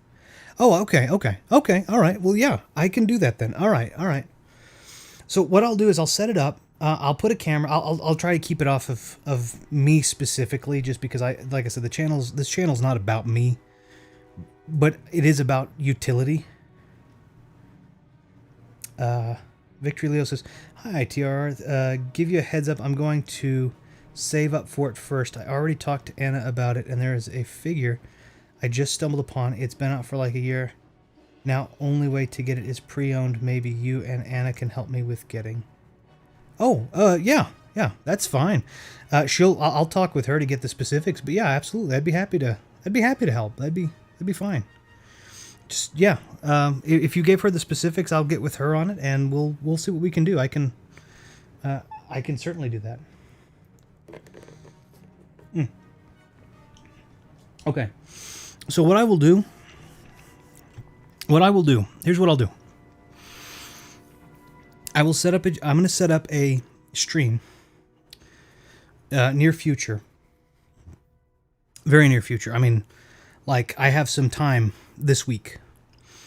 I will put up a stream. I'll get a camera. I'll get my camera hooked up, and I will set up a space where I can show my software and my hardware, and I'll go over all of the things that I've done to make my setup. And this is to Vidi, to your point. I'm going to move around if it's okay with you guys. I'm going to go ahead and keep moving around and getting prestige while I'm talking with you guys, if that's all right. That way things aren't too... I need to get... that's Dredge Day right there, isn't it? Yeah, I'm not going to go out there. Viddy, to your point, Bud, I'm sorry, I said... Bud is a thing, I should clarify. You might catch me saying I try not to do it because some people find it condescending. It's not. Down here it is. It's a term of endearment. It's meant positively. So please don't take it as a condescending. I'm trying to break myself of that habit because I was only recently... I was only recently made aware that it was... some people took offense to it. Let's see. I did. It's a quarter scale bunny suit Ryoko from Tenchi Muyo. Okay. Yeah, I'll do some digging. I bet you I can find something there for a decent deal. I bet you I can. But so anyway, yeah. No offense meant. That's a southern thing, or at least it is a thing down here where I am. So, people find Bud condescending. Well, yes, believe it or not, I actually was called out. So you guys are familiar. I'm out of Texas, right? I'm from Texas. I am born and raised Southern. I have had the pleasure of working and living in the South. Most of my life. I've worked other states and places as well, but and I was called out because somebody thought Bud was kind of like a, hey, it wasn't Buddy. It was like, watch it, Bud. Watch it. I'm like, that's not what that means down here. Like, if we call you that, it's typically a term of endearment. Like, we feel like we are buddies or friends. But anyway, so I was called out recently, like a week or two ago. So okay. No, that's okay. Really good. Okay, I appreciate it. Yeah, I was called. It was like maybe 2 weeks ago. I was called out for that, and it was like it was from somebody that I thought was on good. We were on good terms, but I guess they didn't like it, and thought that I was trying to be condescending, and I certainly wasn't. I'm generally not going to try and do that just because I don't want people to do that to me, and so I find friend condescending guy. Yeah, well, I mean, like, I could understand it if I were doing the No Country for Old Men, like, friendo thing, because that's very clearly not something comfortable for anyone to really say. Born and raised in KY, the state. Well, very nice. All right, fair enough. Then you kind of... I don't know if it's the same. My aunt lived there for a while. Frankfurt. She doesn't live there anymore, but she lived in Frankfurt for, I don't know, 15... She lived there 15 years ago, maybe? 20 years ago, maybe?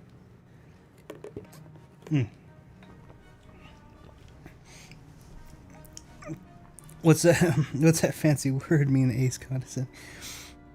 I don't know. So anyway, back on my... I'm sorry.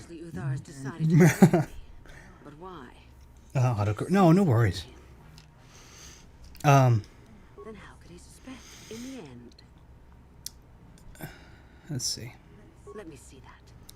Here, take this device. Don't even. Okay, that's the triple cross right there. So back on my original topic, just so that I don't. A lot of the gear that I have is gear that I've been incredibly lucky. I've said this before. I said this in the first stream. Like, I have said this so many times, is you do not need, nobody needs the gear that I have. Leo, it means delicious. I like that. Nobody needs, like, a lot of the gear that I have is absolutely, completely unnecessary. And it's only because I didn't spend the money that you would normally spend on this gear to get it. And I got lucky, having it. That's kind of my take. But it is not at all required to make your stuff sound good. I have, like, there are episodes that I listen back to, and by the way, every episode that I do, that I did back then was like, I never got one perfect. Like, I think Star Wars Episode 2 for the Super Nintendo sounded good. I think the original This Makes Me Happy video sounded pretty good. And then, like, I was way too aggressive with the gate, and so I finally got it down to a process, but he says, well, if it makes any sense, I've realized that I can be stubborn or something, have been called out for me. Partially when it comes to family genes, excuse me, but at the same time, I want to improve on that. Well, but I do think that, a lot of for me, and maybe I'm wrong, a lot of people do feel like, oh, I've got to have the most expensive setup. Like, I've got to have this $1,000 microphone. And, like, I have a $1,000 microphone that I spent $40 on. It's not because I had $1,000. It's because I got lucky. I found a pawn shop. I traded in some stuff that was worth it for me to trade in, and I spent $40. Like, that's my thing. One of our biggest fears in communication can be being misunderstood. We did not mean to be condescending. We did not mean to be stubborn. We did not mean to be negative, and yet others interpret different. Well, I made a comment earlier, and I'm saying this without any political connotation and without any malice or malintent. I think I think it's easier to offend people today too than it was 5 or 10 years ago. And that's okay. I mean, I get it. It's that people can feel how they want to feel, but I do feel like it's a little easier to offend people. And so it's just different. It's harder to read maybe the room. It didn't used to be as hard, at least for me, to read rooms and such. And of course, my intention has never been to offend anybody, even 5 or 10 years ago. But it seems like without intention, I've been finding it easier to offend people, and that's not a thing I've been wanting. Yeah, it's restricted. Gosh dang it. Okay, well, that's fine. It means something else entirely. I'm naturally stubborn. My birthday is Taurus. Fair enough. Like I said, I try not to be. I am for any. I mean, I don't really follow astrological symbols terribly closely, but I am aware that my birthday is Aquarius, which I enjoy. Just because it's nice and cold around my birthday. In fact, last year we had that awesome Texas blizzard that I really loved. But I'm paying for right now because our electric bills went absolutely through the roof for the next 10 years. So I agree with you about being easily offended. People nowadays are too sensitive. And yet again, it's just become more easy to offend people. I think that the curve has become, people are more, I think people have become more niche about what is offensive, but then also more harsh in their retribution. So you say something that is less likely to be offensive, but at the same time, it's less likely to offend many, but those that it offends greatly. I don't know, it's just... Scorpio is my birthday. Aquarius also happens to be a... Yes, it does. Dun dun dun dun dun dun dun dun dun dun dun dun dun. Oh, I know that song well. I love Castlevania music, man. I could definitely... I could certainly talk that with you. I can't really hum it right now, though, because my... I'm still a little bit sniffy and huffy, but yeah, I'm familiar with that one. I love it. So anyway, real quick, and Vidi, this is to your point earlier too about the upgrading piece. I feel like that a lot of people are going to want, I feel like a lot of people are going to come in and they're going to, they're going to come in and I'm going to say, don't upgrade or whatever. I'm not going to talk about upgrading. I'm going to be talking about what I do with the gear that I have. And what I want to happen is I want people to be able to ask if they have money and they're looking to upgrade.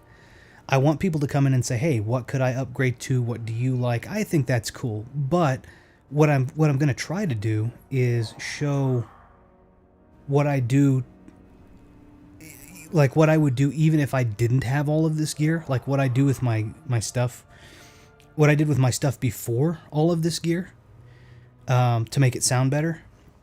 And then that way, if you're not looking to spend money on upgrades, you can at least make your microphone, get your microphone to sound or emulate the sound of a different microphone. So I'll do it on camera, and I'll show all of my gear and what I do, and like talk about that if people want it.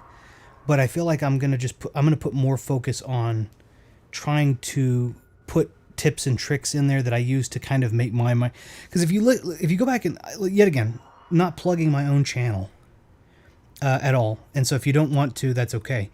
But if you do happen to go back and you look at some of my old videos, and specifically like This Game Makes Me Happy, which is Super Mario World, the very first time I did it, the Aladdin one, if you go back and you look at the Super Star Wars episode 2, I did 2 episodes of that, the second episode. Like those ones I feel sounded really good, and I didn't have all the expensive gear at those times. I had, as a matter of fact, during the This Makes Me Happy, I was using like a $50 microphone, like a $50 XLR microphone. And then if you go back and you listen to even some of the other ones, like that even sound halfway decent, like the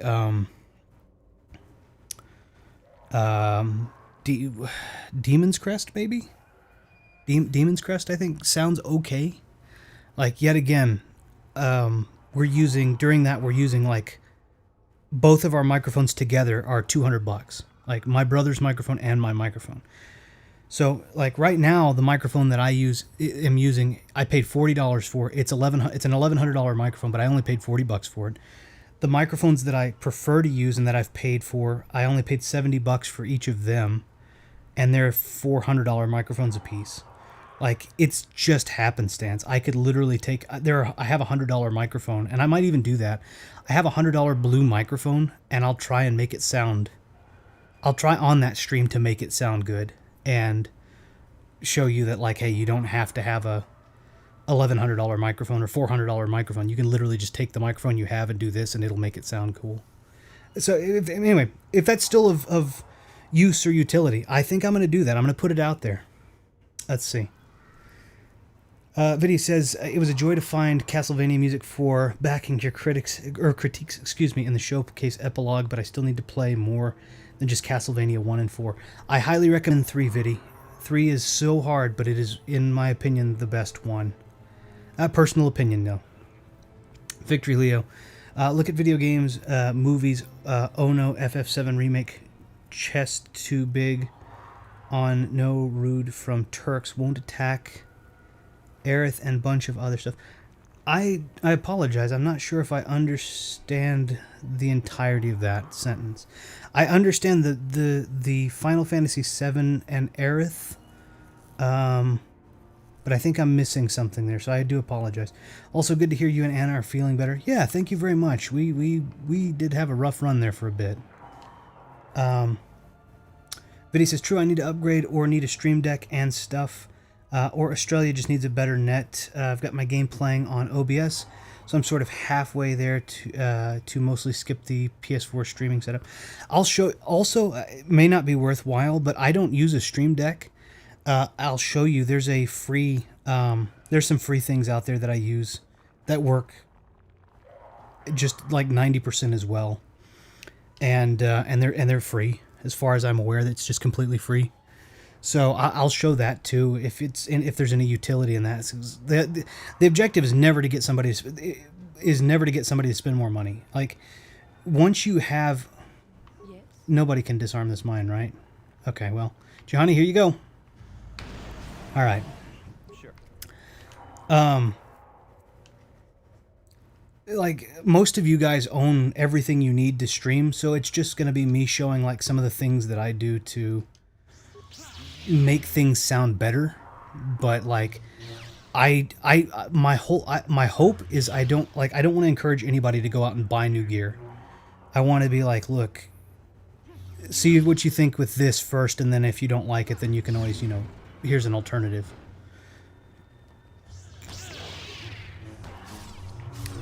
I'm gonna take out the trash and recycling. I can still hear you, but yeah, BRB. Oh, no worries. Like I said, I just appreciate you being here. You guys are awesome. Victory Leo says, also, I'm sure someone can think I'm crazy for giving away 2 rare games to My two buddies, Camp Survivor and Josh. Rule of Rose is worth 900. Magic Knight Rayearth is worth 4. I know they're going to appreciate it. Absolutely. I would absolutely love Magic Knight Rayearth. I happen to have, but Rule of Rose I've been trying to get a hold of, and it is just way more than I can pay. I've wanted to play that one super bad, but it's way more expensive. Thumbro says, I think it would be cool if you did a Stream Doctor session. Thumb, if you don't mind, can I ask, can you elaborate? I mean, you probably, how do you mean when you say that? What does that mean to you? Because I want to make sure if that's something that you think would be good, then yes, I would love to do something like that. Like I can send a pic of my setup and give feedback on on ways to improve if needed. Okay, yeah. Vidi says, speaking of easily offended and stuff, the negative reaction to the NSO expansion justified. I myself processed it and firmly decided no, because there is a Sega collection already on Switch. Yeah, so I don't... The NSO, excuse me. I think that here's my problem with the NSO. I don't feel like, let's see, how do I say this? There's no good way to do this. It's too expensive for what it is for most of us. I need to... Let's put a grenade in there real quick. That's going to wake all those other guys up, but that's okay. Oh, wait, no, it's not. I need to change my armor real quick. Hold on. Okay. Let's... I can't use lightning, and I need lightning. Should be a dark... We'll just use that.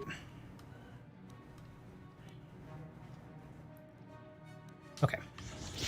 Now I can use lightning to help me hit these guys. So here's my thing. I think a lot of people, me personally, I already have a pretty sizable N64 collection and Sega Genesis collection. And then I agree with you. There is the Sega collection.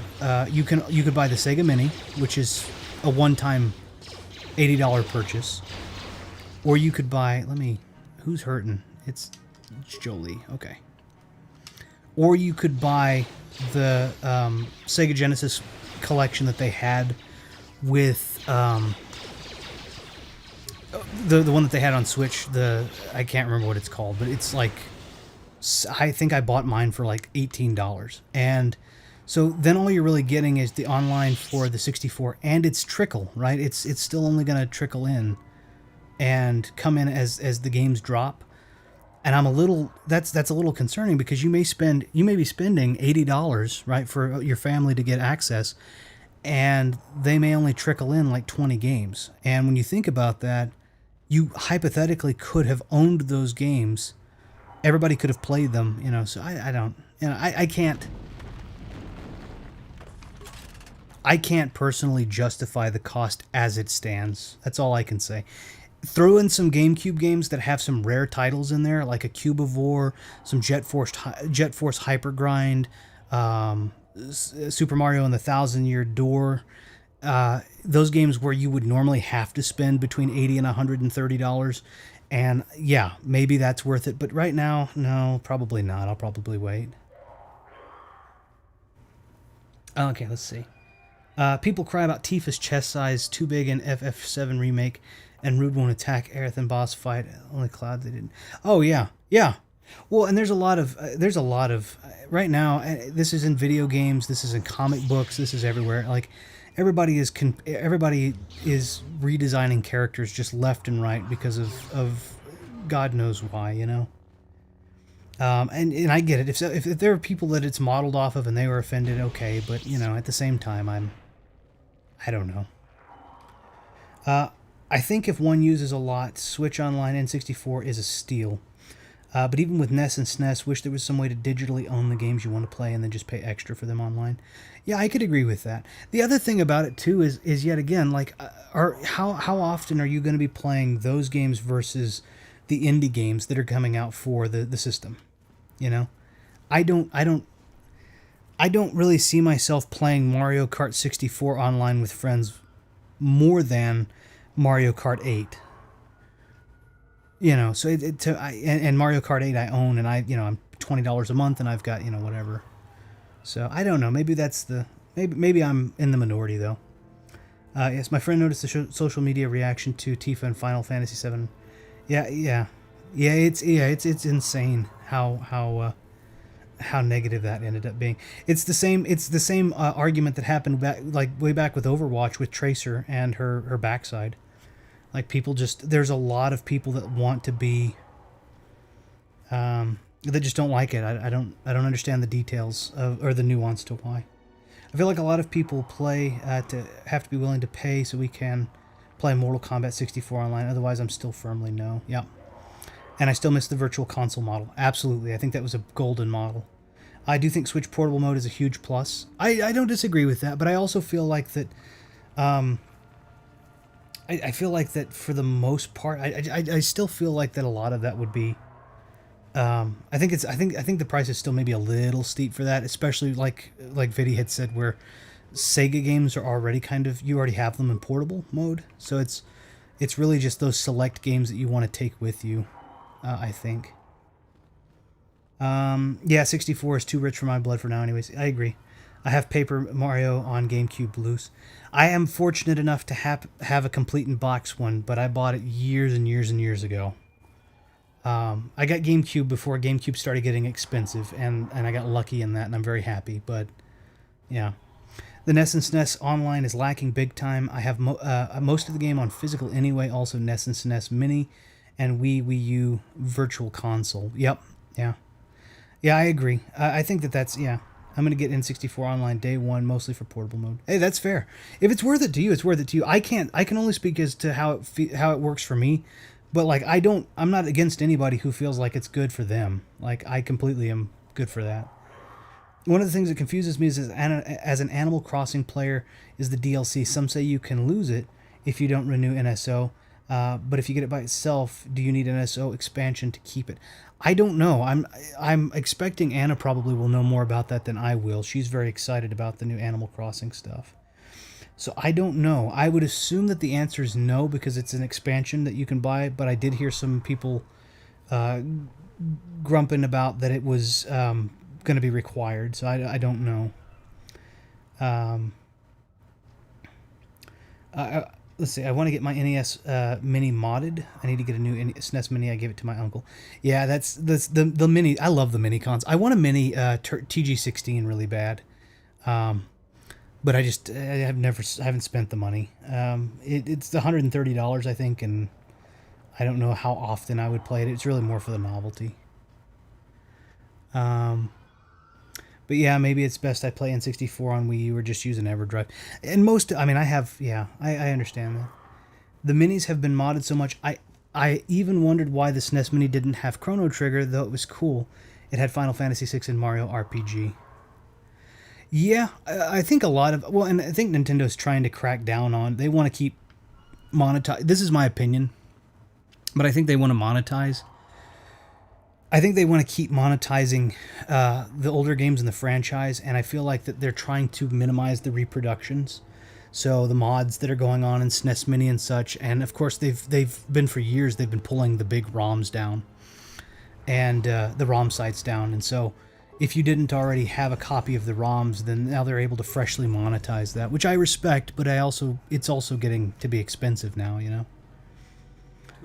$4 a month is nothing if one plays every day and often. Oh yeah, if one plays those casually, then yeah, not worth it. Yeah, that's fair.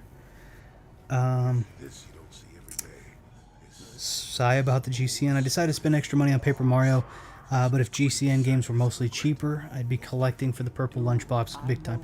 Yeah, I started the collection a while a while back, and it was some of them were still like Cube of War. I still spent quite a bit of money on, and Ribbit King.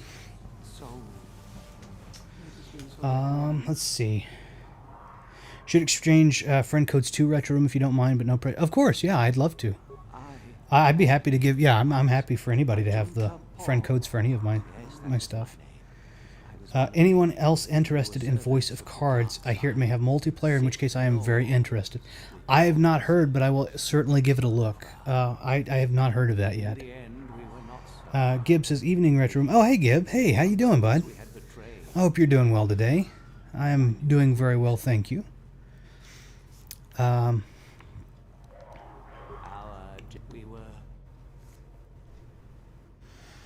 This is kind of cool. In the old canon, really quickly, in the old canon, this is the very first major Sith Lord who took down the Sithari, Ajun Paul. He's known to be a left-handed Sith Lord. And he's really, really cool, honestly. In this game doesn't give him a ton, but like his story is really cool. But the objective in this case is just to figure out which sword was his, which is fairly simple. There's only 3 swords. As far as GameCube, I'm only really interested in Billy Hatcher and Luigi's Mansion. My goodness, I can't speak. Billy Hatcher is great. Luigi's Mansion and Billy Hatcher. Let me look, Omega, and see. I may have. This is weird. I may have 2 Luigi's Mansions, and if I do have 2, I'll wait until everything is clean and cleared and everything. But then I'd be happy to send you one. I can't guarantee it, but I think I happen to have a second one. And you're welcome to it if I do have it, just because I don't need to.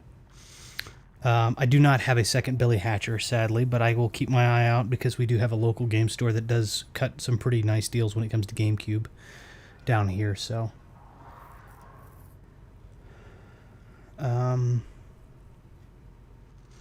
Hey Gib, how's the stream going? I better show.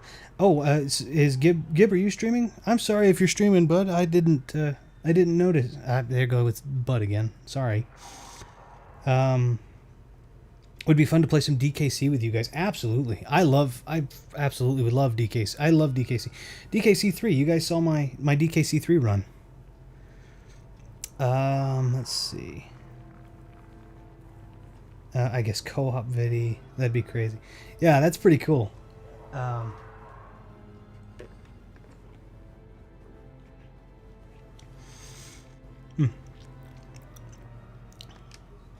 much. Okay, let's see here. My sword, I filled it with my pride. I am dead. Of course you do. I wish my sword would be taken away from here. I do not wish it to rot away. Do that. As I have. I command this of you. Then you shall not thereof find the. Then you must. I do remember. Okay, so this does not. I just have to hand the sword, the correct sword. There are 3 swords. The notched steel, the silver lined, and the vibro sword. It's this notched steel one. I don't know if that actually gives any sort of insight, the hint that he gives, but. That is the one. Take it. Take it. Do not let the dark. So now I have a Ajun Paul's sword, and I don't have to worry. You can fight him, but there's no point in doing it, honestly. But yeah, okay, so real big circle, really quickly. Thumb, since you did say it, and Vidi, I will put together the stuff to do a stream, setup stream. I'll put a post out tonight about it, and I'll try and put one together for a little later, and see if that's of any help, and I'll leave it up as a resource for people who don't get to go to the Q&A. But hopefully, if I put it out there, I know that there are some people like Heavy Waves who likes to ask questions and such. And then there was another one, Vacant Skull, I think, as well, who had asked some questions. So I'll put that up and I'll leave it up as a resource, and that way if people have it, and then maybe I can go and cut it up and divide it into sections that make it easy and people can do it. So, all right. I saw you come in here, and I rather figured you'd make it all the way to the I have a strict rule about sticking to one stream at a time. It keeps my sanity from staying that way. I didn't mean to stream while you're streaming too, by the way, Gib. I apologize. I hadn't streamed in a while, and I said, oh, I'm going to hop on real quick and do that. So I've been hoping that someone would do the dirty work of retrieving the sword of a Junta Paul for some October is the best month. I love October. I do love October. If I get around to doing more Switch multiplayer, probably I need to open up a Discord for voice chat. Yeah, heck yeah, that sounds awesome. It must be quite a burden after all. Impressive bravado. I may like you, Willem. Isn't it obvious? Fine. No trick. I'm just going to hand him the Vibroblade. I handed him the wrong sword, so he's going to get killed anyway. I mean, you can fight him, and that's fine. You'll get dark side points for it, but I'm just going to hand him the wrong sword, and he's too stupid to gather it. And I'm okay saying that because he's a truly despicable person. Can I change who I have out here with me? Let me change from you to you.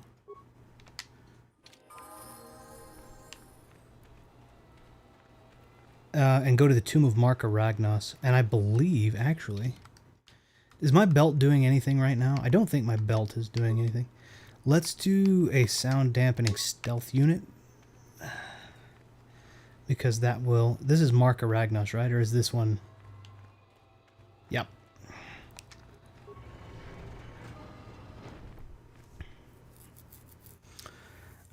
We all stream when we can. The only people, if people only streamed when nobody else was, then they wouldn't stream at all. Yeah, that's true. That's true, but it's one of those. It's one of those where it's always kind of you want to pay the courtesy to other great streamers too. There's, I think that no one would. I would think that no one would try and believe that I was streaming out of malice, but you know. It's just you at the same time, you're completely right. It's just one of saying, hey, look, I am now that I'm aware that that's the case. It wasn't just letting you know it wasn't intentional. I don't imagine most people would think that, but at the same time, you just never know these days. It certainly is a difficult time to navigate. Time zones are the hardest point for me to stream. I think my morning's the best time. I'm not a morning person. I need to stream. If I need less stress in the morning. I honestly this was a nice morning for me. I don't sleep much, but it was a nice morning. I had a cup of coffee. Kahlua coffee is what it was called. It doesn't have anything to do with the alcohol. It's like a vanilla macadamia nut flavor, I guess. Very, very nice. Very, very comfortable. And I was able to get some work done, some remote work done, and I don't know, I feel really productive in the morning. I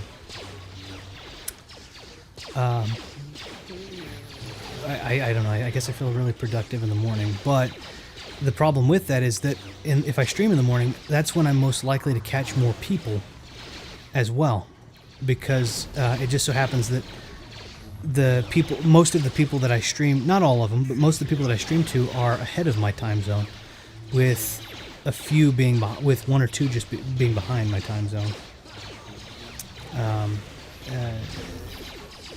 So I don't know. But I don't usually jump on to stream. Like I would love to have a more set schedule, but it's just kind of an impossibility. And so I think one of my things is just trying to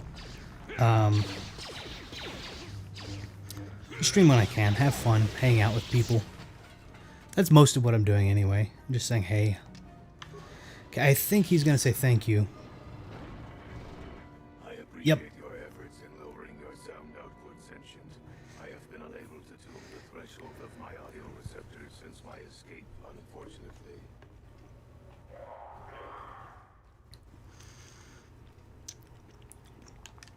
Their reference is a holdover from their old programming that I have been unable to correct. Let's see. Although it is what I was programmed. I think I can increase my chance of success by having T3. I'm not positive. I have to the problem is I have to so his auditory sensors are way too sensitive.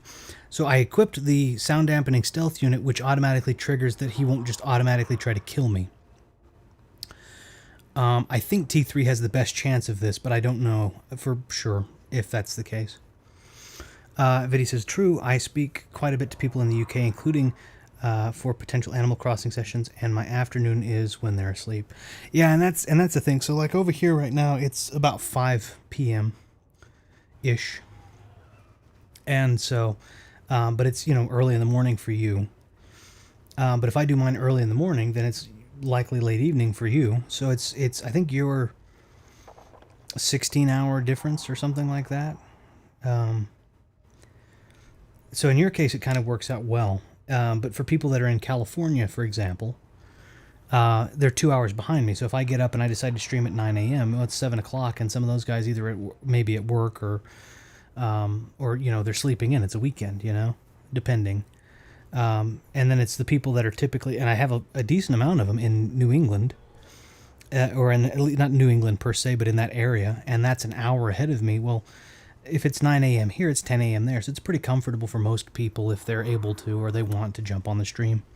So I think there's just no way to hit all of the time zones, I don't think, but at the same time, I usually just hop on when it's something I'm able to do and I get to hang out with people, and that's really all it's about for me. So, 16 hours, but I'm not that awake to do math yet. That's just an estimate. I off of the cuff, I could be wrong. Although I have developed that I am hoping that you will operate on my... The catch, as you say. Once my programming has been altered, there will be several rhythm. I have a number of systems. They need to be turned off. Okay, I have to remember I do not know the order. the correct order for these systems. I can tell you which systems exist that need to be shut down. The difficulty comes if you make a mistake. The idea is that I have to do them in the right order, but I don't know what that order is. That's... what is this? That's probably very important.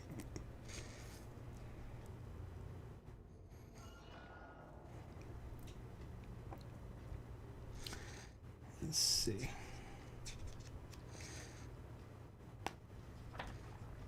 Is this going to be any help? Probably not.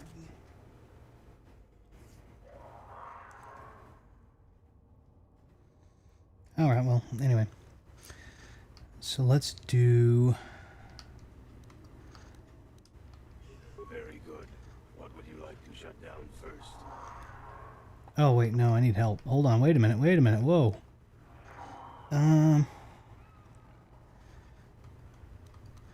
Well, here we go. Let's see. I needed to ask his help, but it didn't. Mega says, man, oh man, I've got to crank out the script for the next LLE event and send it your way soon. The day is fast approaching. Yeah, I am excited about that. I'm excited to get to do it again, too. That was fun. I hope everything fit well with the... I saw it, but I hope you did enjoy the way everything sounded. It was. I thought that was really fun. Video Games for Fun says, randomly saw a typo on Twitter saying Persona 5 Royal is on Switch, if only. I know. Heavy Waves. Hey, Heavy Waves, how you doing? Very nice.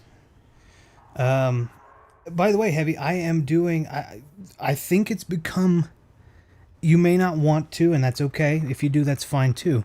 But I guess it has become a thing where I will be doing very soon a stream about my audio setup and tips and tricks and stuff. So I know you and I usually talk about that stuff.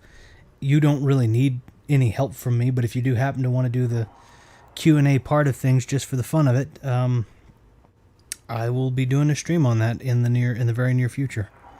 So if you do happen to want to be there, I know I usually just have fun talking with you about it. Sorry, Yoda won for me. Let's see. I know who the Siren Ivy is. Hi there, love.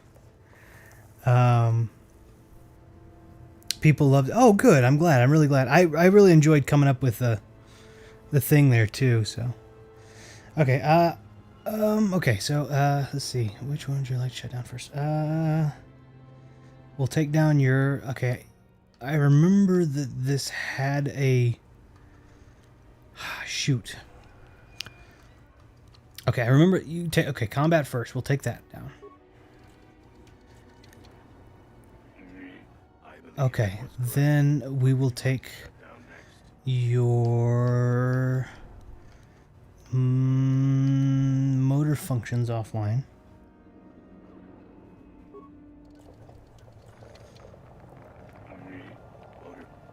And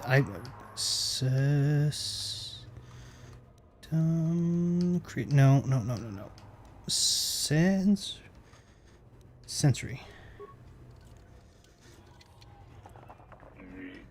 Then your your core has to go down last. I remember that. Then your memory. Done. What would you like to shut down next? And then your cognitive systems. And then your emotional construct.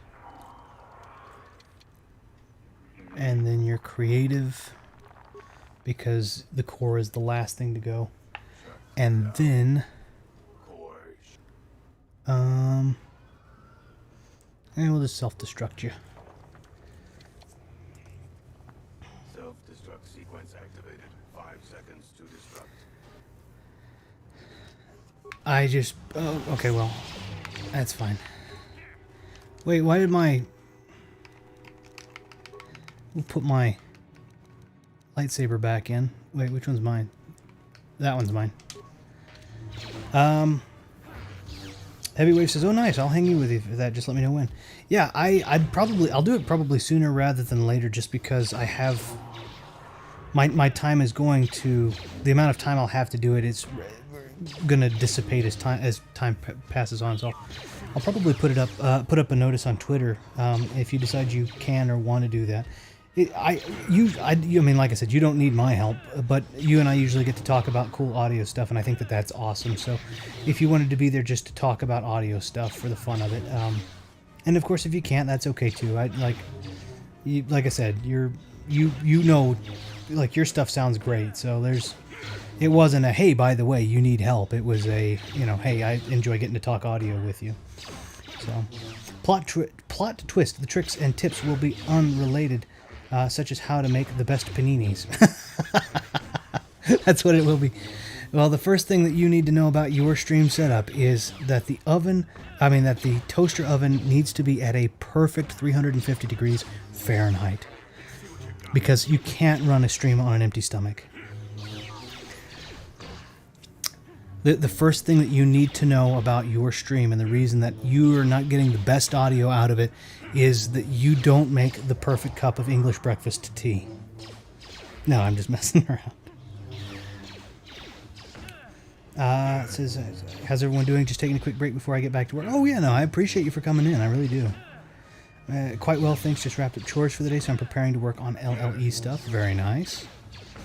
Also completed Metroid Dread recently, which was satisfying. Just looking for the other pickups I missed, and we'll try hard mode soon. I'm dreading hard mode. Very nice.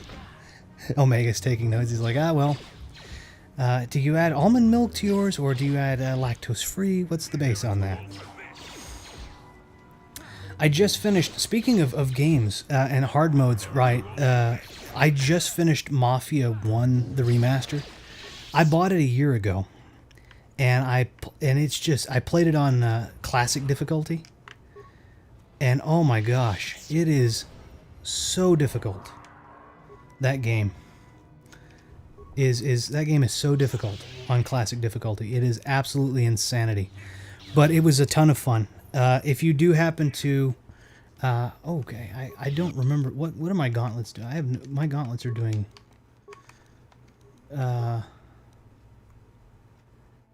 Oh, heck yeah. This is so much better. Okay. If you get a chance, if anybody is getting a chance and you want kind of a retro... whoops. Let's just not... I shouldn't have done that. You're wanting a good game, though, and you've not played that before. It's really, really good. Yeah, it's really good. It's really worthwhile. Classic difficulty is not an easy game. I mean, not an easy challenge.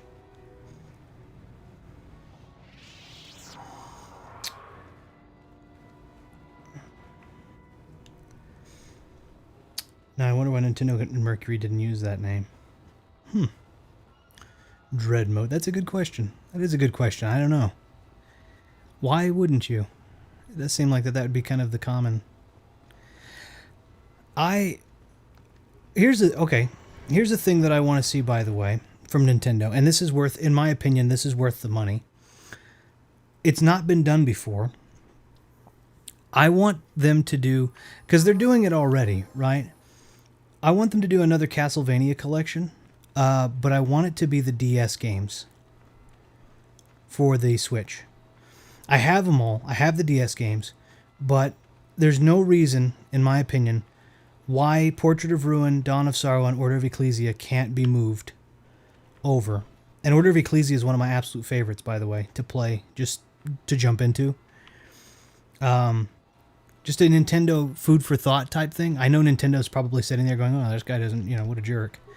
But just as a side note, I don't know if anybody else was like, oh yeah, I'd love that or I'd hate that, but I really would love, I would really love that. I'd really love to have a DS collection. And right now, I think Order of Ecclesia is going used for like $60 still. Similar to the GBA. Yes, but instead, like if you wanted to do 4 titles, if you wanted to do 4, this is just, shoot, am I going to be stuck with this droid again? Yep. All right, well, flash mine, we're fine. Agreed, I'd love an excuse to play those games. Those are such good games. And they had, the thing about the DS games, for anybody who hasn't played the Castlevania DS games, is they all had like alternate twist endings. Like you could get a bad ending, you could get a good ending, you could get a great ending in all of them. They each had multiple endings. Yeah, 60 loose. 60 loose. Oh my gosh. I got mine way back when, so back when it came out, thank goodness. But like yeah, it's I love those games. I think those are really good games. If they wanted to throw, in my opinion, if they wanted to throw an extra like 4th game into the mix, that would be fine too. I don't know what 4th game I'd want though. I don't know what 4th game I'd want, but like they've already done the PlayStation 4 collection with Rondo and Symphony, so move that over to the Switch, right? Because that just gives you the portability. Plus, it's not like people don't buy frickin' Symphony of the Night every goddamn time it comes out, and that game is well worth it. I'm saying this, and it sounds sarcastic, but it's not. I love Symphony of the Night, but like,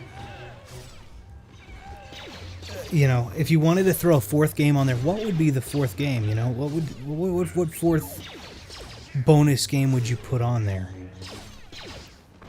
I don't know. I can't. I'm not sure. I'm not sure, but I think like maybe a 4th bonus game would be cool. Like, I don't know. I'm trying to think. There's really not. I mean, yeah. I don't know. Nintendo needs to do a 2D Metroid collection. Oh yeah, that's a fantastic idea. I guess the more affordable thing for the DS games is to get them on the Wii U Virtual Console. I don't think they launched on the Wii U Virtual Console though. I think that just the GBA ones did. I don't think the DS ones ever launched outside of the DS. I could be wrong on that though. That's very possible. Metroid 2, Super Metroid, and the GBA games, and the 3DS games. Oh yeah, Fusion, and yeah. Like Nintendo have NES and SNES Metroid on NSO, but put the other ones on as well. Fusion and Zero are on the Wii U. Yeah, I do. Yeah. Soten on the Switch would be sweet. Yes, absolutely. Castlevania Rebirth would be a nice fourth, but I feel like that should be in a Rebirth collection. I agree. Yeah, with Contra Rebirth, I think that's not a bad, because the only way you could have had that, you can't even get that one now, right? You have to have it on the Wii. So Rebirth, I agree, a Rebirth collection would be nice, but I do agree that that's not. Oh, and I think Hunters on DS is on Wii U, and of course Other M, which, to be fair, I've not played. I'm not a huge fan of Other M, but I appreciate it for what it is.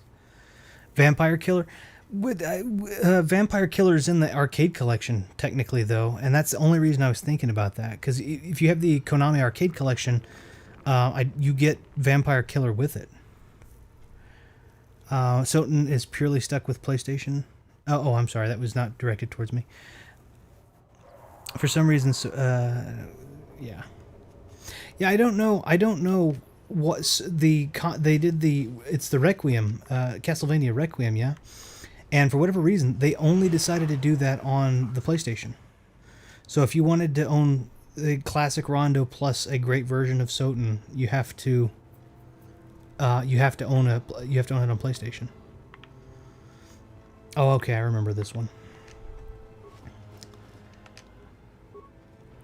Oh, Vampire Killer is in that collection. Wasn't it Haunted? Oh, you're right. I'm sorry. Yep, you're right. I'm wrong. It is Haunted Castle. Yep, you're right. I'm wrong on that one.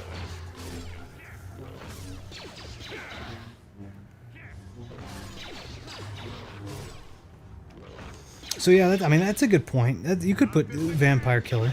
Yeah. Soten should be on the Switch, though. Many of the Nintendo players would be able to discover it for the first time. It would, if you really want. This is yet again another big thing, and they did it this month for Xbox, which is really cool. Vampire Killer would do nothing but create salty gamers. Yeah, that's true. They did Harmony of Despair for free this month on Xbox Live Gold. If you have Gold, then you get Harmony of Despair for free. You still have to buy all of the DLC if you want to play as like Julius Belmont and all of that. But they did do it for free. Honestly, that's a pretty nice game if you're trying to push your multiplayer Switch platform thing. I honestly think that that's a really good... That'd be a good way to do it, because it's not very taxing. It plays the same way as the 2D side-scrollers, but it's... But it's multiplayer, right? I think that would be really neat. Let's open this door. Vampire Killer, the true hardest game in the series. Vampire Killer is, I don't know when I've played that one. I know I've played it because that's the one that has the giant portrait, I'm pretty sure, of Dracula, but something like it feels like I haven't played that before. No, that's not right. It feels like I haven't, what am I trying to say? It feels like I haven't played that in like decades. And that can't be right. Something's wrong. I'm getting something mixed up. My mind's not working right, or something's messed up. The contact nerve toxin in the air should knock you out quickly enough. Salty? Well, I did play and review Castlevania 1 on NES. A good game. Gosh darn, it was extremely hard. Yes. I might cave and pay for a month or something. Is there any deal available out right now for gold? I mean, I don't know. There usually is a deal where you get the first month of gold for like $1. If you haven't already had it before, most of the time you can go and do it, and they'll give you your first month for $1. And if you do that, if you don't already have Harmony of Despair, you can get Harmony of Despair for free, and then cancel your membership if you want to after that month. And you only paid $1. You get to keep your Harmony of Despair, and you're not obligated to keep going. So up to you, but that's nine times out of 10 you can find the gold for $1 deal. Oh yes, this other poor lad. Liar. Anyhow, I'd like to. Most of the Drak Uthar has been passing through these. Yes, you're welcome. Then I'd say you have quite an imagination. Um, Then you go free. I have Harmony of Despair for the PS3, so only for the PS3. That's, yeah, I understand. Like I said, if you get a chance, I believe that they do $1 for gold, for the first month of gold, and you can get it for $1. It's like $70 with all of the DLC, but you cut out a big portion of that by just getting the game itself for $1. So if they have gold for $1, I would take a look, do the gold for $1, get Harmony of Despair for that $1 basically, and then like I said, you can cancel. You get to keep the game because it's a 360 backwards compatible game, so that game is yours for the rest of ever.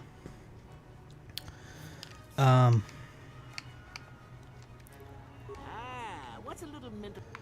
Okay, let me. Now, so there. This is how it goes. Miko here. I don't know what you think. Well then. Now, dear lad, do you really? And how many correctly answered questions before? On that note, now then, your immediate superior amongst the Sith is an effective. Correct. This is pretty. I like this part for whatever reason. This is just, it's not all the fighting part. I haven't focused a lot on the game right now because I've been focusing on the great conversation, which, by the way, I appreciate everybody again for being here. Thumb, Omega, Vidi, Heavy Waves, everybody who's come in. Gib, of course, you're in here too, or you were in here before. So everybody who's been in here, I want to say thank you for coming in. We've been so enveloped in this that I haven't focused a ton on the game. I've been playing it, but I haven't really been focusing on the commentary of it. So if anyone's lost, please let me know.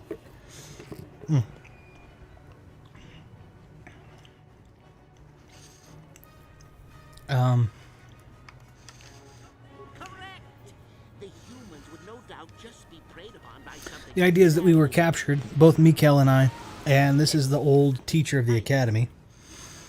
And he's really, I like him.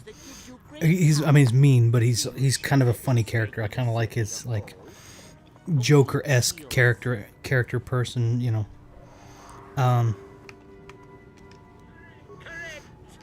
And then so long as I answer dark-sided stuff, he just basically kills the other guy.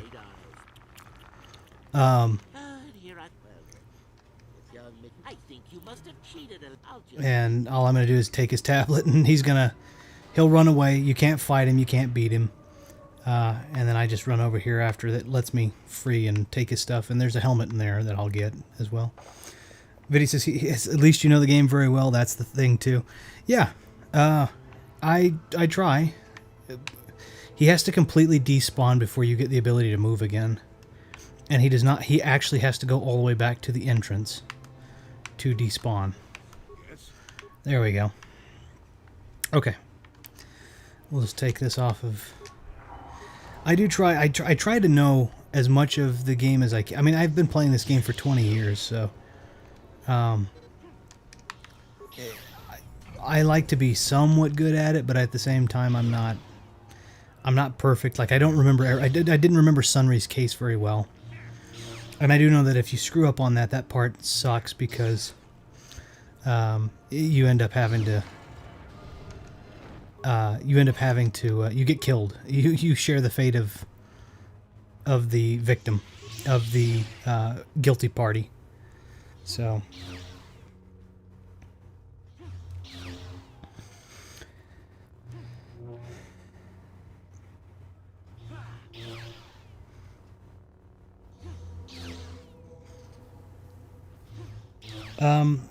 yeah, I think a lot of this game is, I have to ask, let's see.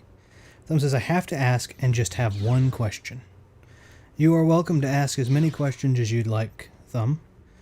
But if it's just one, I'm sure it's probably a very important question.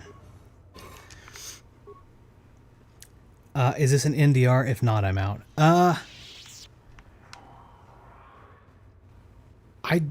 You know what? I don't know. This is the 8th episode. I don't think I've died. yet, but I may have.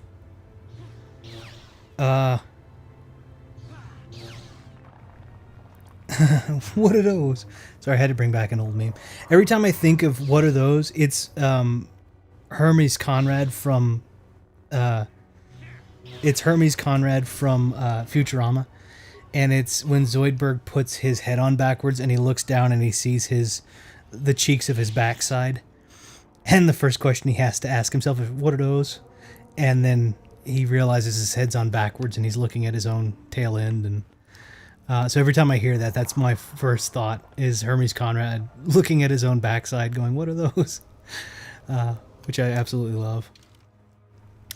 I don't remember, honestly. This is episode 8. I imagine that this will probably be a 10-episode total deal, to be completely fair. And I don't think I've died, but I can't remember. I may have died once in one of the earlier episodes. Maybe. I don't know.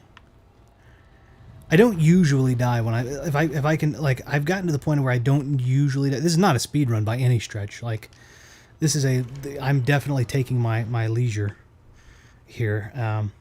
But yeah. Let's see. You should do a review of this game, Retro Room. One of these. I would love to do a review. Do reviews eventually. But I feel like I want to make the one thing that I think has kept me from doing it is I want to find a format that is 3 things. I want it to be unique. I want it to be unique. I want it to be concise. There's a lot of, oh, you might like this or you won't like this. I want to make it so it's very clear that I'm saying that this is a game you should get. Not everybody's going to like it, but you should still get it.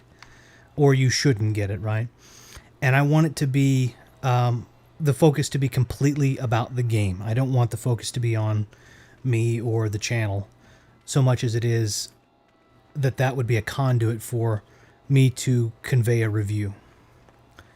So, and I haven't thought of a way that could really do that and have its own unique signature style, you know? So, I don't know.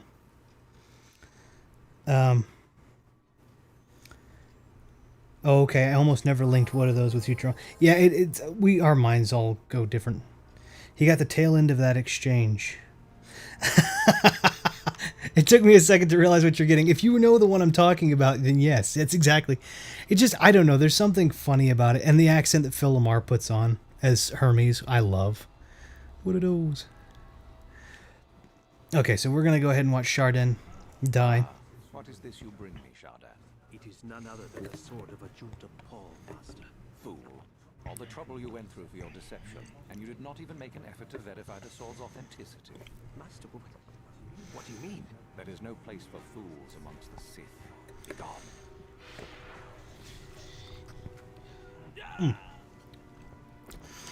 Alright, I'm going to go... this is going to win me enough prestige to make it. I could do other things, but... I have the sword of a Junta Paul.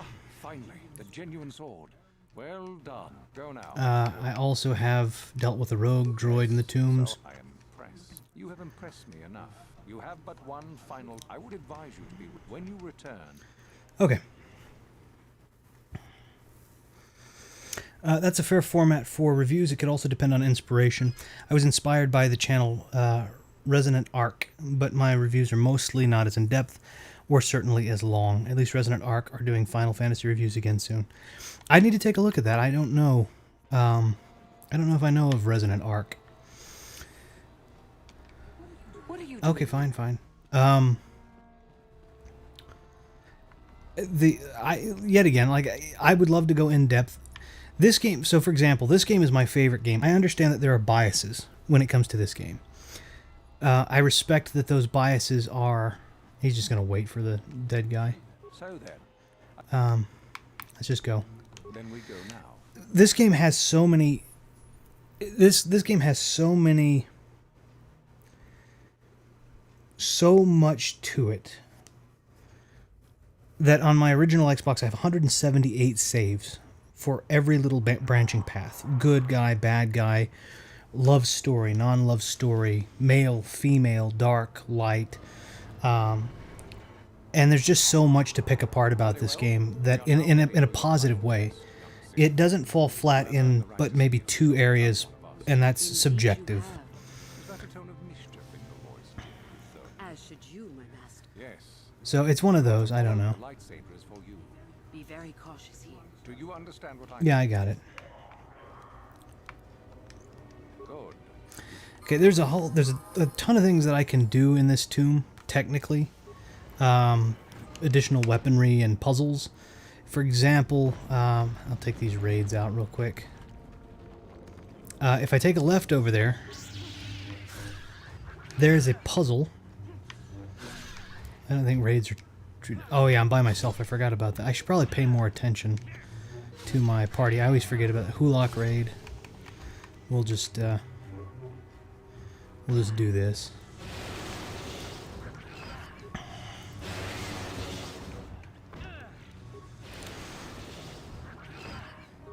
Okay, so over here there's actually a puzzle. Down here there's a ring puzzle that I can do. And if I don't do it, in fact, I get locked in. I think it's over. I think it's behind that door right there. Let's see if it's correct. Yep, there's a ring puzzle.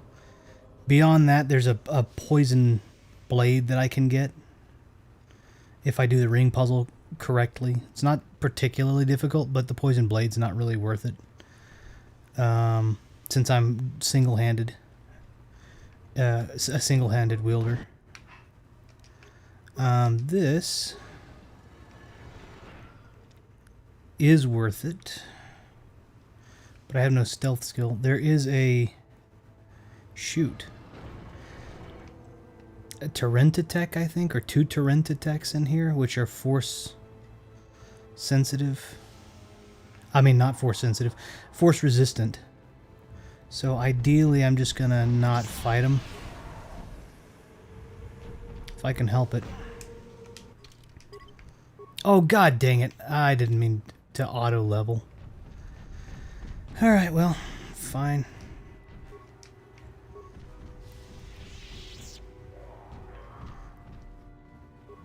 Pretty sure both of the doors are locked. I didn't mean to auto level, so now I don't know where my... Just pull that. I don't have to fight them. It's not that big of a deal. I just didn't want to auto level. I do need the Pillar of Fire and the Pillar of Ice. Grenades. Okay. Let's see. Well, that's okay. That's pretty cool, actually. I'm sorry. I'm seeing the back and forth between thumb and Vidi there. I've got Chrono Trigger on the Wii Virtual Console anyway, and content just with that. Anna was kind enough to actually get me a Chrono Trigger. She was very sweet. So I really like Chrono Trigger. I would love to get a Terra Enigma, a really nice Terra Enigma cartridge though. Hold on. I'm gonna take a look. I'm probably going to regret this, but I gotta take a look at my. What powers did I end up at least with powers that make sense? Drain life. What did I end up with? Dominate mind, kill. Okay, at least it didn't completely screw me over here. Okay, that's fine. It's not what I would have chosen to do, but that's okay. I'm fine with that. Should have gotten CT on Wii VC. Square would make some good money if they had CT and CC on Switch. Yep, I agree. Well, no, never mind, that's right. Okay, so now those are Torrentitechs. They can't cross this door. Torrentitechs are like Rancors, but smaller, and like I said, they don't have any force. Like they're very resistant to force powers being used on them. So force lightning and such doesn't really affect them like it would like a Rancor. I got Terra Enigma on SNES physical copy for a costly yet mostly reasonable price. Yeah, Terra Enigma didn't actually. I don't think it officially came out over here. So anything we get would essentially have to be a repro, which I'm content with. But you know, I wouldn't mind playing. I mean, I wouldn't mind having a genuine copy just because I do have a modded SNES that can take other cartridges. Chrono Trigger cart would be awesome to have. Very cool that she got that for you. She's very sweet, and she used to work at a record store that sold video games, and so just cool things would pass by. She was the one that found me my Dracula X, and like she's awesome. I mean, there's you have never heard and will never hear me say anything other than that about her, is that she's fantastic. You won't hear the opposite of that even remotely uttered. Chrono games on Switch would be heaven for me, especially Cross, since PS1 Classic don't have it outside of modding. Yeah, I agree. That's Chrono Cross is good. I have Chrono Trigger on DS, Steam, and someone took my Chrono Trigger SNES cart, so I have to pay $250 to $300. I didn't realize. Oh my goodness, I didn't realize Chrono Trigger had gone up so much. I do have it on PS1. I do have it as part of the that Final Fantasy collection cart. That disc set as well.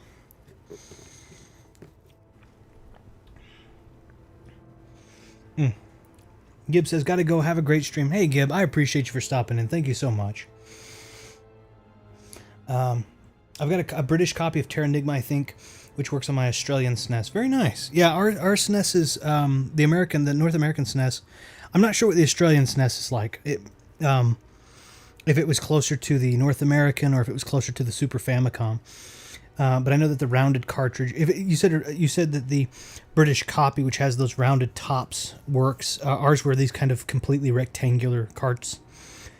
On my Model 2 SNES, I just pulled the internal tray out and it fits both cartridges just fine. There was no locking chip. It was just a physical piece of plastic. So, okay, so now I can walk across this and get hit by that plasma mine because that's just exactly what I wanted. I knew it was there. I just didn't stop.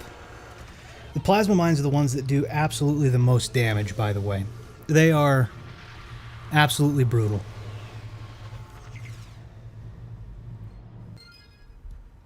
Okay.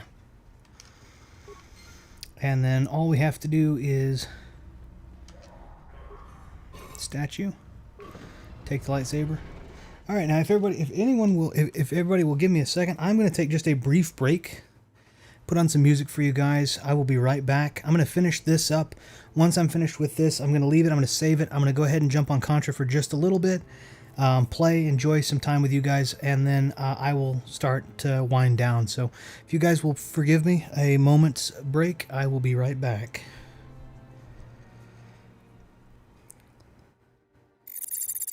See if we can get some music.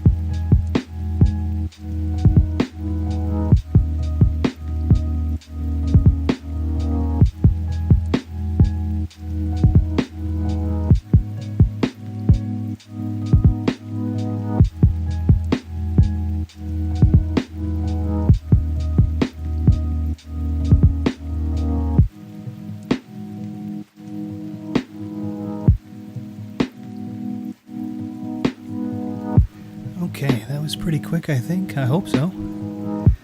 Just fade that out real quick. Nice and quiet.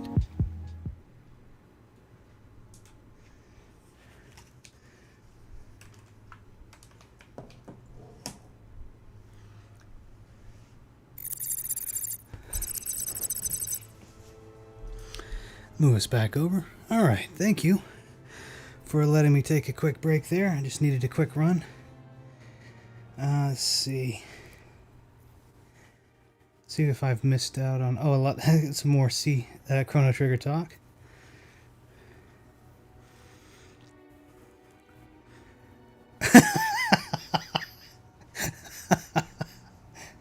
WB peace sign. I love the welcome back with the peace sign. That's great. Okay, so this is since this is our final map, we can now see a new path / wormhole. Thank you very much, by the way, Omega. I appreciate that.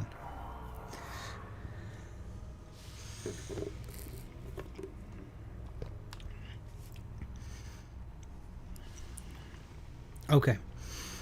The Sith lightsaber that I picked up doesn't really have any specific stats that are really good. It's really just kind of an ornate thing.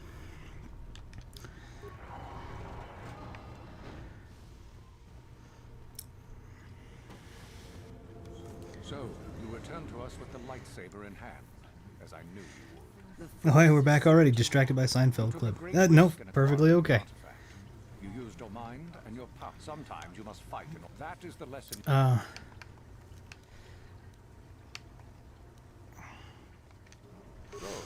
All life must compete. So it is the same. So it behooves you. And normally this would be. You talked. So, sadly, Euthura, it is.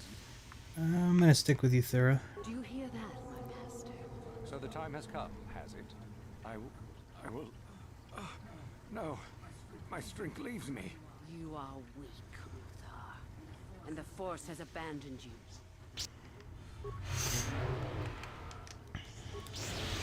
I mean, you can just... It's you and her versus him. Technically, you can take them both on.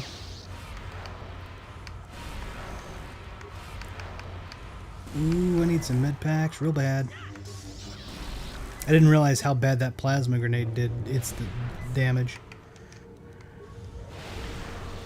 Oh, I just slammed him down. I've never done that before. Where I just use the force that much. Okay, guy. You are really getting on my last nerve with that.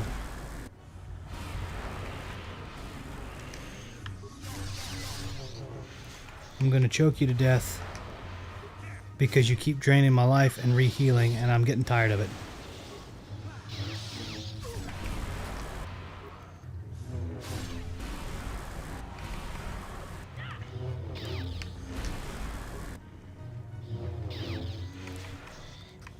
He's healed up to full health like 3 times. Uthar is finished, unfortunately for you. Then you should have no trouble.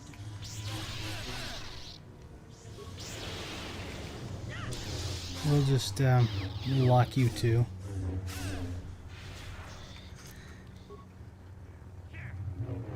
I don't have to kill her. And she's not as tough as Uthar is, by the way. I'm gonna let her live.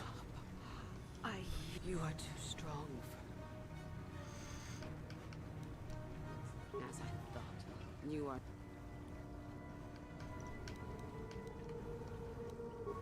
Mercy, you truly don't belong here then. I hope you got it. I was right the first time back at the cantina. Your path leads elsewhere to a destiny I can... Go then. Go. I got light side points for sparing her. That's fine. And the reason I didn't kill her, though, is because if you kill her, the entire academy turns and tries to kill you. If she goes back to the academy, at least she's the head of the academy, and then they won't mess with you. I'm going to go ahead and do the ring puzzle real quick to get the frickin' poison blade, just because... Let's see. Did play FF2 on SNES on physical cart for a bit yesterday, Vidi, and oh, sorry, okay.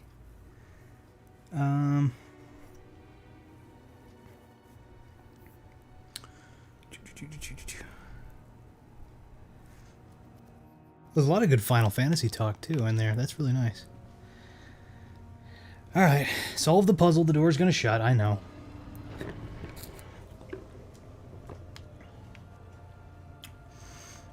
Just because Malik has those resistances, I want to see. I've never used the poison blade on him.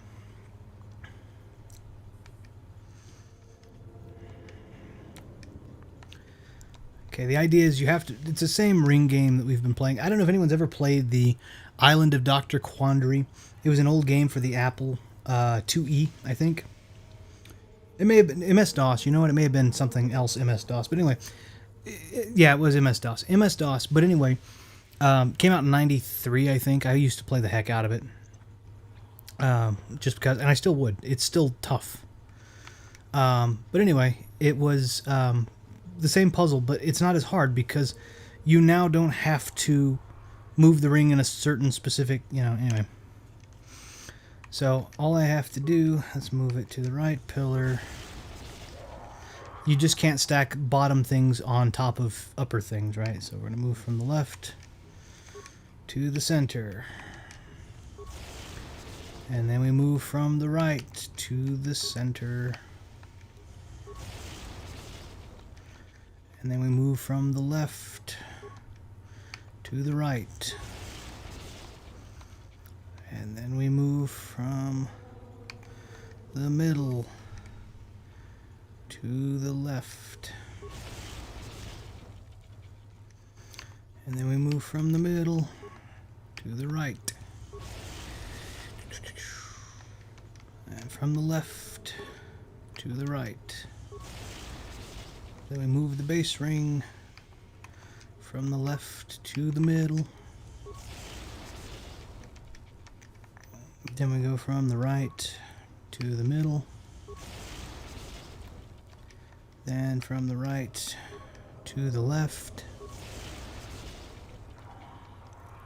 From the middle.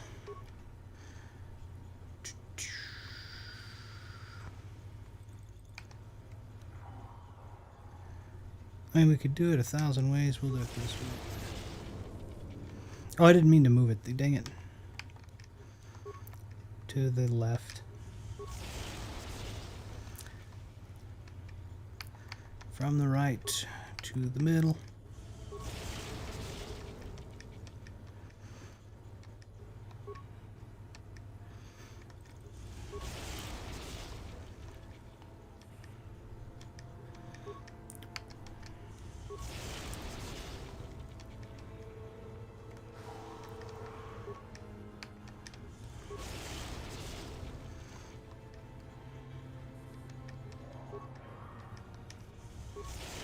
Let's see. One of these. Let's see.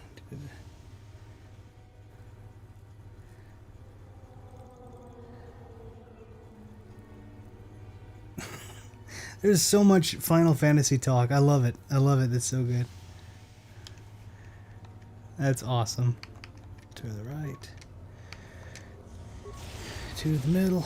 And then from the right to the left. And from the middle to the left, and then from the middle to the right, and from the left to the middle.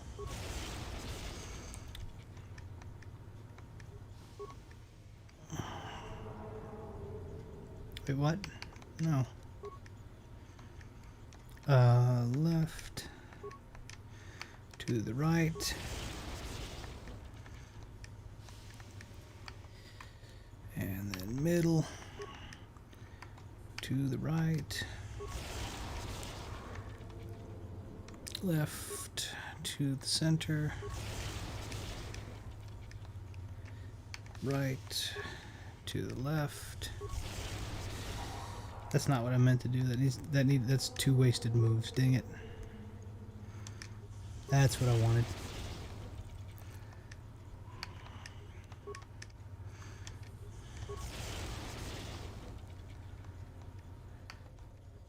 I've wasted a total of 4 moves. That's frustrating. Because one of them I did completely on accident, but the other one I knew better and I just did it.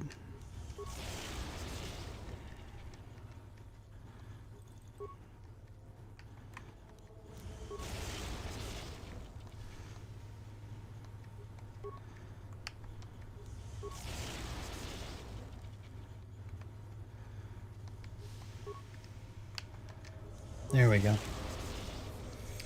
This could be an RE puzzle now. It could be. You know what?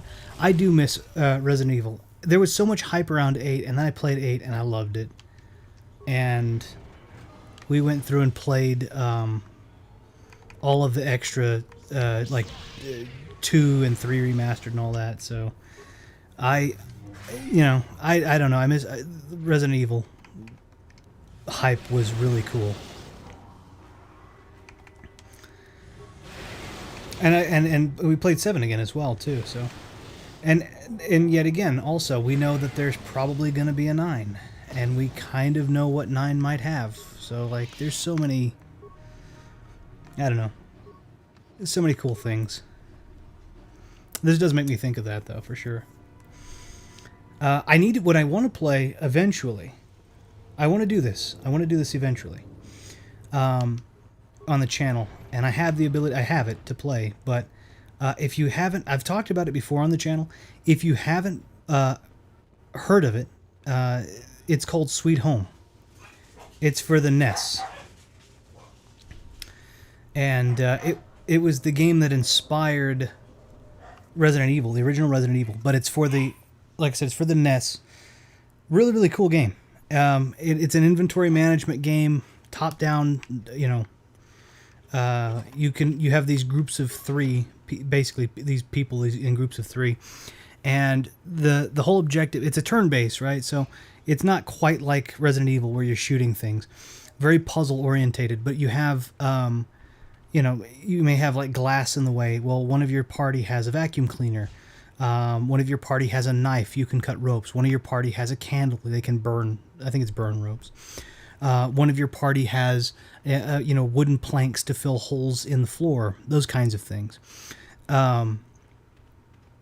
It's pretty cool. It's actually really fun, and it is tricky. And you have to, you know, it's decently scary. I mean, like I say decently scary. I mean, I'm an adult man, right? So when I say that, I'm not saying, oh, I would have nightmares about this game, but I mean just that they put blood and guts and gore in this thing in this 1986 game. Like your character, when they die, splat face right up against the pavement, blood everywhere. Like they didn't spare. They didn't spare any of that. So I've heard of Sweet Home and its connection to RE. Have not played it though. Maybe I'll play it one day. I highly recommend it. You can get a repro of it for very little, and it's well worth the play. It didn't release everywhere either, so you're probably going to have to get a repro for the translation. It was a Japanese game, I believe, originally, so you're going to have to. I mean, likely you're going to be playing a translation of some sort for it. Oh, you were thinking of a Let's Play. This could be time-consuming. Just think. Oh, I'm sorry, wrong. Speaking of RE, has anyone played Alone in the Dark? Curious, but I haven't. Yes. Well, okay. Let me answer that conditionally. Which one are you talking about? There is the Alone in the Dark from the old PC days where you play as Edward Carnby, or I can't remember what her name is. She's the niece of the victim. Let me see. Do I have enough to... No, I don't. 50 spikes. There's no way. What if I used T3? Can I use T3 to do that? Let's try.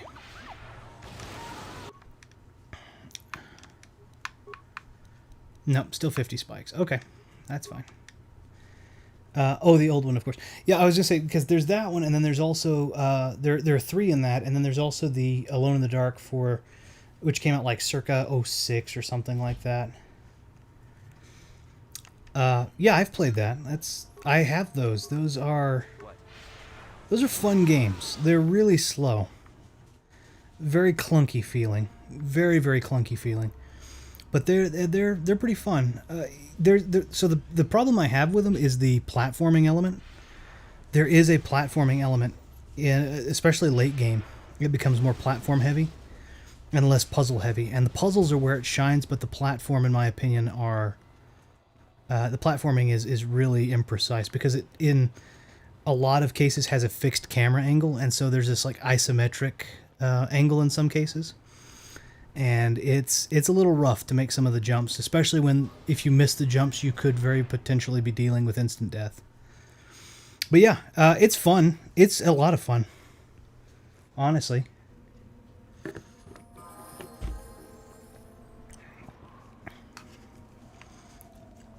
If you're willing to forgive that. I wouldn't argue it's the best horror game of its age, but I would say it's probably something. I would say it was. The aesthetic staples a lot of my childhood. My like, in a preteen year, like my preteen years. There's something that just kind of staples that, and I love it. Platforming. Well, I'm used to what is just the walking around pre-rendered backgrounds of RE. Yeah, no, it's got some jumping. So there's combat, right? I mean, it's not just a puzzle game. Definitely it's inventory management and puzzle game, right? No doubt. But it's also very much. It's absolutely also very much combat. You're gonna have ammo conservation. You're gonna, in some cases, you may not have ammo, and you're gonna be kicking and punching. Like there's definitely some RE feel to it. So, all right, I'm gonna hop aboard the Ebon Hawk. I'm gonna save my game. This was the last planet on the planned deal. So the next episode of this will probably be. The next episode of this will probably be the finale. If not, it'll be darn close. Let's do I have a Crate Dragon Pearl. Do I have anything that does any better? I can't use the lightsaber if I put that crystal in it, so yeah, this will be fine. Crate Dragon Pearl does. Okay, cool. And I can't upgrade that, and I don't need that. Okay, fine. I want to pop up RE2 for PS1. I want to play RE3 for PS1 before playing the remake. I've been playing a bit of RE3 on PS1 recently, too. The remake is really good, honestly. It's really well done. It's a little short, in my opinion, but it's good. All right, what I think I'm going to do really quickly, then, is I'm going to go ahead and swap over to the next game for just a little bit, just to play Contra a few times, kind of detox the mind a little bit, and then and I say detox the mind, there's a lot of thinking on this game, whereas with Contra it's not so much. So I'm probably going to make an embarrassment of myself because this game and I have a long-standing vendetta, but it's just for fun. So I'm going to go ahead and hop over. I'm going to give you some more music real quick as I get everything switched over, and I will be right back.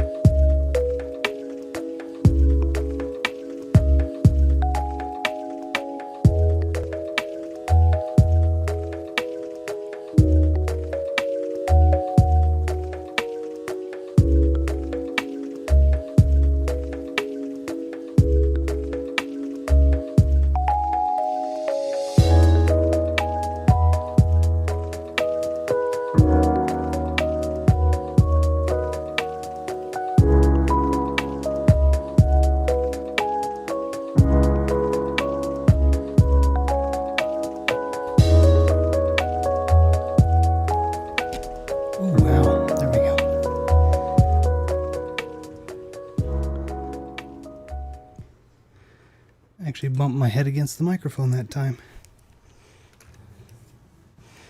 All right. We'll jump over really quickly.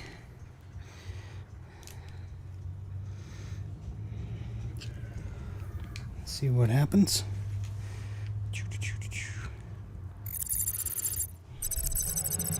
There we go. Real quick, let me catch up.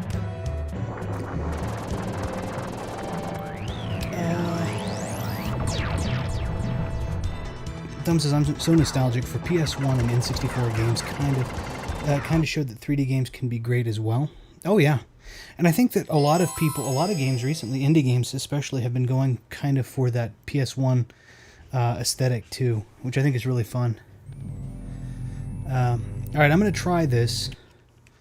What I am going to do is I am going to give myself extra lives. I'm going to give myself the full 7. I'm not going to change the difficulty. I'm just going to let it be. This is not a deathless speed run. Like, this is just me trying to get past it. I'm going to give it probably 1, maybe 2 good runs, depending on how poorly I do, and call it. This is just kind of a decompression, like, trying to get into the feel of things. I have not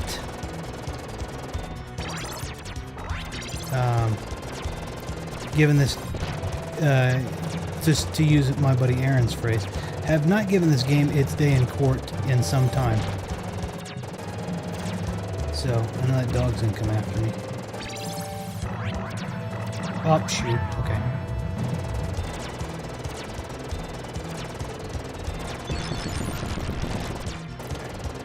I have to keep this one. The thing that I've noticed is, like, KOTOR is very thinky. This one is a lot more like, oh shoot. It's a lot more reactive, I guess. You can be reactive on this one and it'll be fine. Okay. Can I not? I'm not going to hit it from here, huh? Okay, well, that's fine. Why did it not? Ah!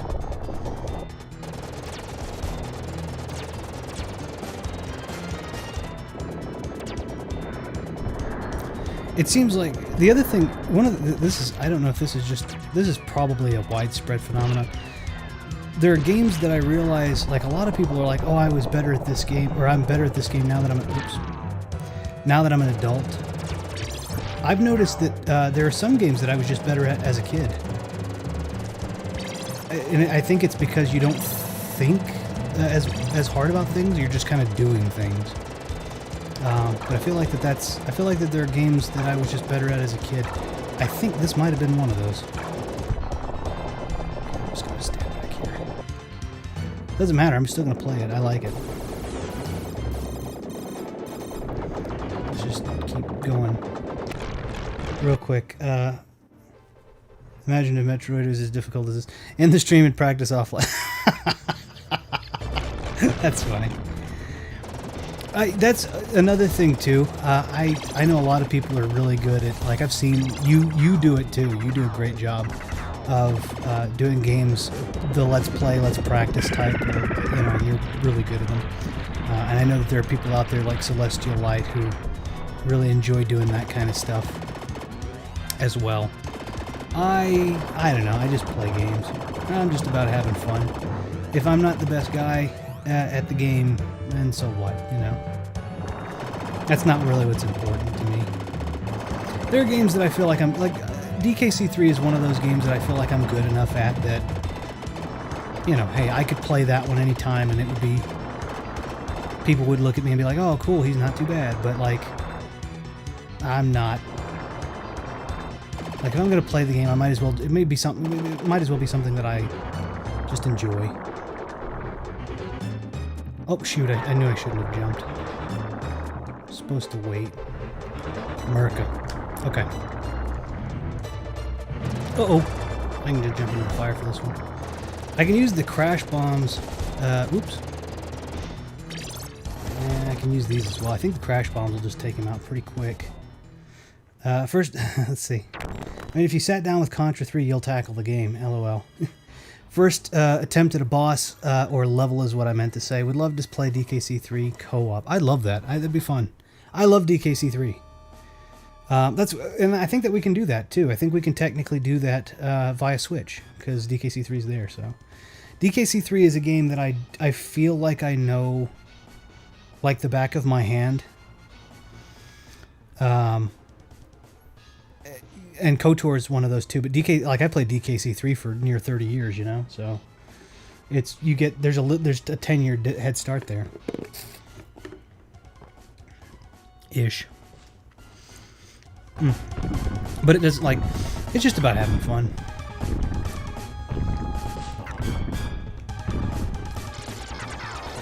Pretty sure. Oh, I switched on time because I predicted my failure.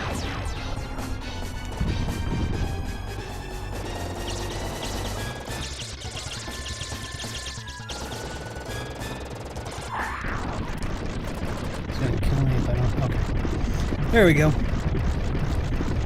Maybe in 2022 we can make it happen for DKC co-op. Yeah, I think that would be fun. I think that would be a lot of fun. 2022, the year of DKC co-op. That'd be, yeah. DKC is fun. I'm not particularly good at DKC 1 or 2. I enjoy both of them. I think DKC 1 is the weakest, in my opinion. DKC 2 is... I may not have shared these opinions before. I may have shared these opinions. Who knows? For anybody who hasn't played this, by the way, you use the shoulder buttons to turn, so it's a little tricky. Yeah, I knew that wasn't going to work out because none of my bullets were hitting him, and I was not in a position to move. So I was like, well, okay.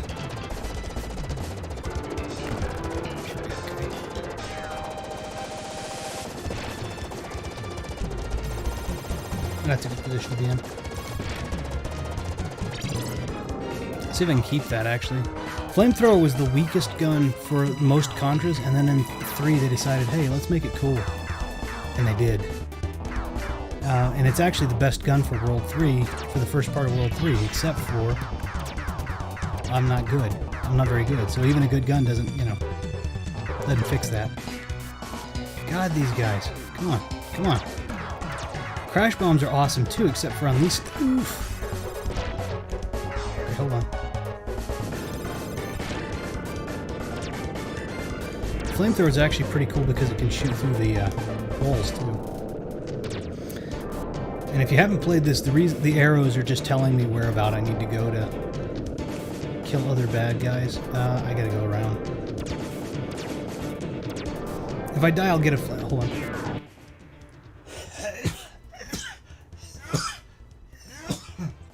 I had to sneeze. Let's see. Would be fun to play DKC co-op. Work you as well. With you, yeah.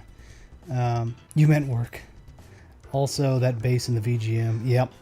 Gonna be heading out, Retro Room. Gotta check audio levels and such for these videos. Oh, of course. Yeah, I appreciate it. We'll talk soon. Yeah, I appreciate it. I will put the announcement out for the stream. If you decide you want to drop by for the quote-unquote stream doctor stream, just because it seems like something that would be fun to do, and I'd like to put it out there before I have to start going back to work full-time, full-time, because otherwise it's going to get really difficult. So I'll put that out there, and then of course if you happen to be around, please drop by and I'll be happy to visit with you. I mean, I'm happy to visit with you anyway. So yeah, sounds good. DKC3 has amazing levels, but the baby character when going for secrets can be annoying. The throwing mechanism and the world map can be odd at times. But do like you can choose what route for fun. Yeah, that's true. Yeah, so here's my thing. I feel, this is my opinion. I think DKC 2 is the most popular for a reason. And I think that reason is strictly because it has 2 fast Kong characters. I think that's literally the majority of it. The level design is pretty good, but ultimately it's not awesome. Especially when we start going into the what is it, Hothead Hop or whatever, the volcano level. I feel like that the volcano world is a bunch of the same gimmick, with the exception of Cleaver's Kiln, which is the main bad guy there, the boss. I think he's good. Victory List says, great stream. Oh, thank you. I really appreciate that. I really do. I thank you so much. I feel like that the level design gets better as DKC 2 goes. DKC 1, I think Donkey Kong is the worst character in his own game. He's clunky. He's big, he's clunky, he doesn't move well. His big gimmick is that he can beat some of the big enemies, but he's, at the same time, he's very cumbersome. And then the last one is Kiddy. But Kiddy does move better. He doesn't move as good as Diddy, as well as Diddy, but he moves better than Donkey, and he has the roll bounce water move, which I use. And you can actually go through, for example, a good example of this would be Tidal Trouble, which is level 3 or 4 of the first world. You can go really fast with just Kiddy, like no Dixie necessary, and you literally would lose very little time if you were really into timing it. He bounces on that on the water perfectly, so you can lose no momentum. So I like Kiddy. If DKC 3 had Diddy and Dixie like 2, I would argue that it would easily be the best. But I think that the level design in 3 isn't good enough to make up for the character playability of 2. And so I think 2 slightly has the edge. I do enjoy the levels. Ultimately, though, I do find myself enjoying the levels of 3 quite a bit more. Because I made mention of it in my Gotta Go Fast. It's a video on my channel called PSA Gotta Go Fast. It's a stream where I just go through DKC 3 really quickly. It's not a speed run, it's just for fun. And I go through the whole game in an hour and a half, maybe. And just kind of talk about like all of the different mechanics and such. I also do, if anyone's ever looking for a comprehensive breakdown of my opinion on that, I think it's a 4 or 5 episode, I think it's 5 episodes, DKC 3, 103% run through, which is every secret you can get, as well, and every level that you can do. And I did that as well for, whatever reason, but I really like the game. Every level has a new gimmick. It feels fresh. I feel like 2 gets stale about World 2, and then it comes out of stale, and then it kind of goes back in and just kind of has this. So, just an opinion, though. I mean, a lot of people disagree, and that's perfectly okay, too. But he says, that's fair. I use Donkey as a shield so I can use Diddy more. Yeah, that's 90% of what I'm doing, too. And they're, like, I'm not a big fan of, like, Oil Drum Alley, some of the barrel levels, the arbitrary barrel levels where you have,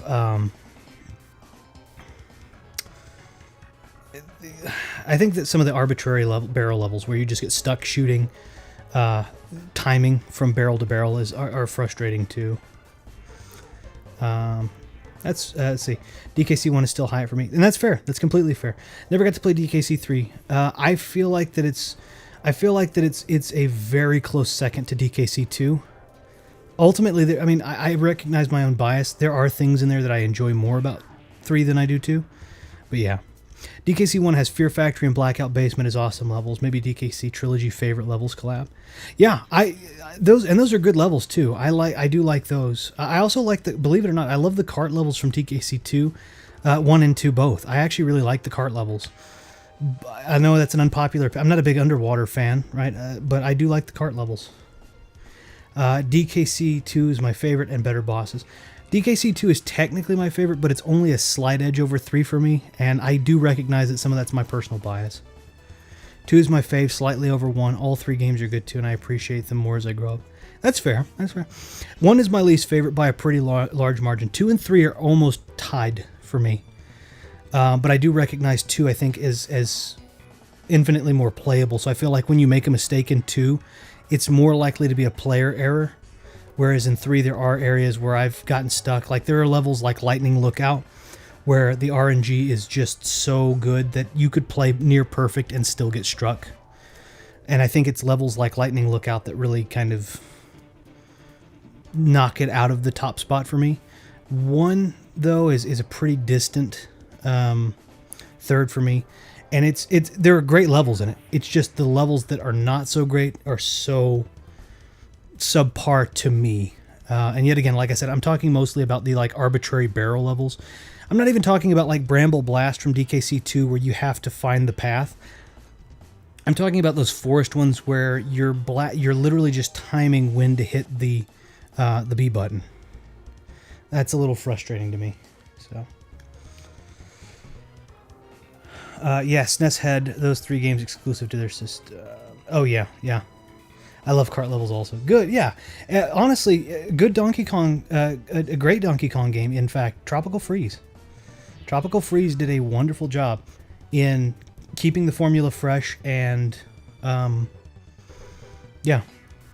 I'm sorry. Let me jump back in here. I think Tropical Freeze was a great addition, and I would love to see another. I'd love to see another Donkey Kong Country game again from the same studio. What? 1 second.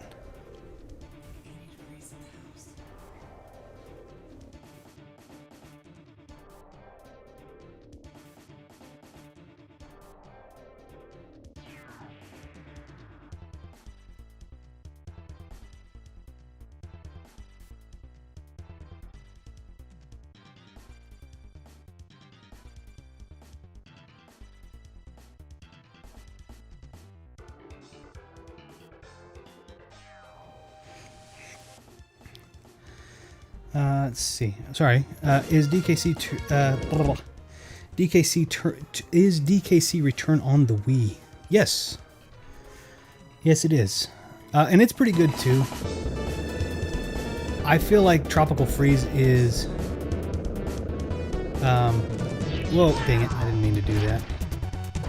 I feel like Tropical Freeze is a little bit better, but I mean, they're all good. Or they're both good, rather, is what I meant to say. Tropical Freeze was on the Wii U and the Switch, and then Returns is on the Wii. Oh, and on the 3DS, I guess, too.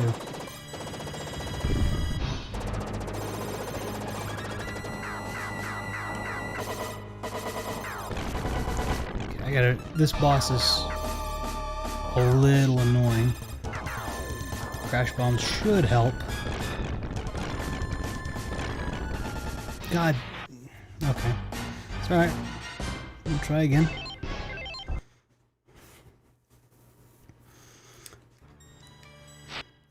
Would Heaps play TF again instead of Cuphead? LOL. I'm assuming that he's doing something right now that I'm not privy to. I mean, maybe doing that. Cuphead's a really fun game too, honestly. Golly, I don't remember him being able to dash that freaking far.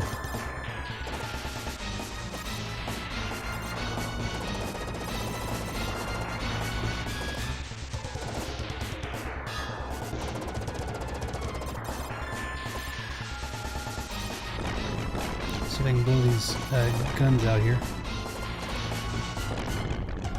And then he'll have to start. There we go. You can slide up until you take the main gun out, and then once you do that, he's kind of got a. He can slide or he can float and take you out that way. There we go. I can't hit him from there.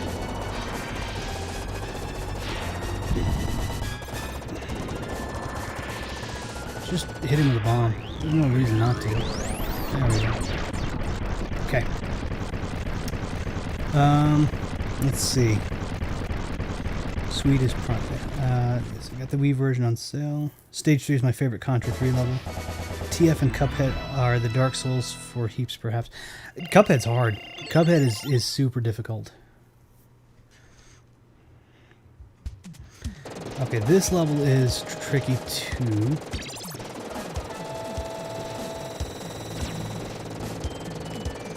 Just barely went over my head.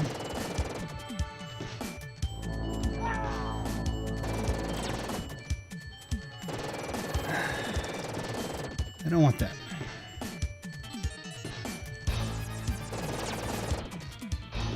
Okay, I do want this because I do remember that these guys will just carry you off, and that once they do, you die.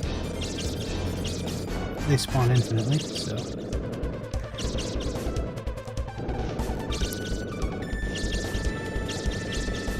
You don't want them to carry you below the bar either, because if they do, you may not make it back on the bar.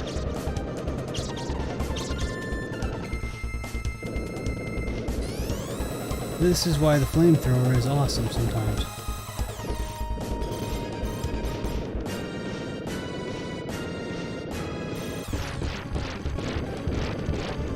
I'm gonna do it this way so I don't hopefully die.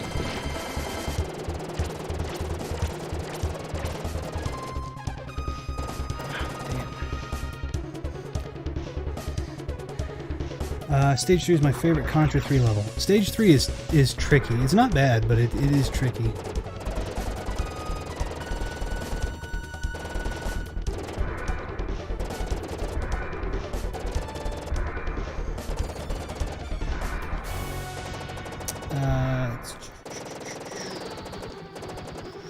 Let's see. I think I might have already read that too.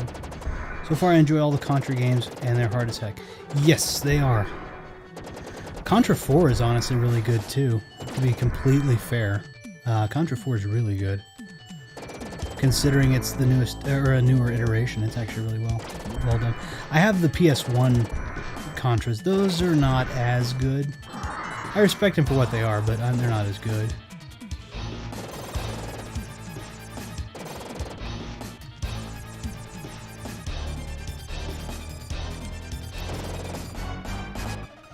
It's definitely difficult to dodge this little algorithm guy here. Because he sticks with you pretty well.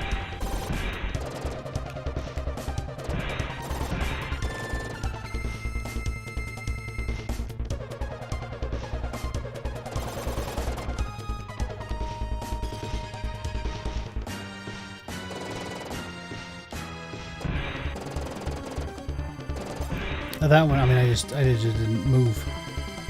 Son of a gun. I should brute force that one. The bike level gets me every time. I like the bike level though. It does. I mean, it has a super secret, super simple secret. Which is probably not a secret.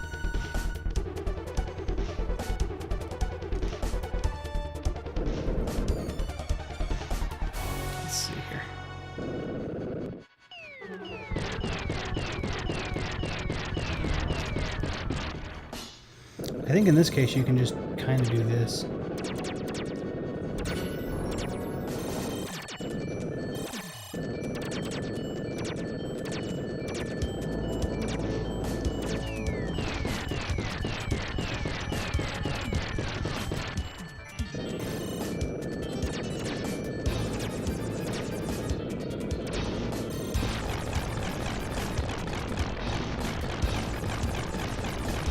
So I can take all of the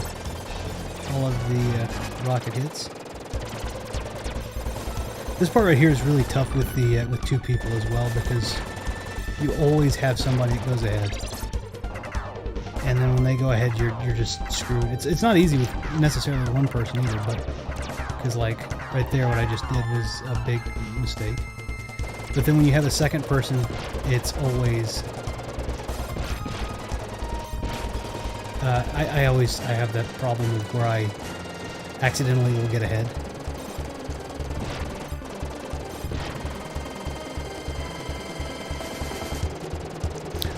I think the third boss is the coolest looking too. Not this one, the actual.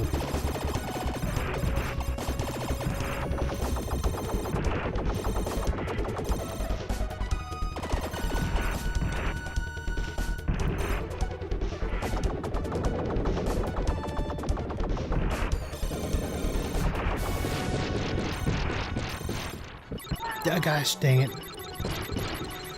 Bike level is a couple of tricks to predict. I rack up lives with that ship mini boss. Yeah, I could see that. That makes sense.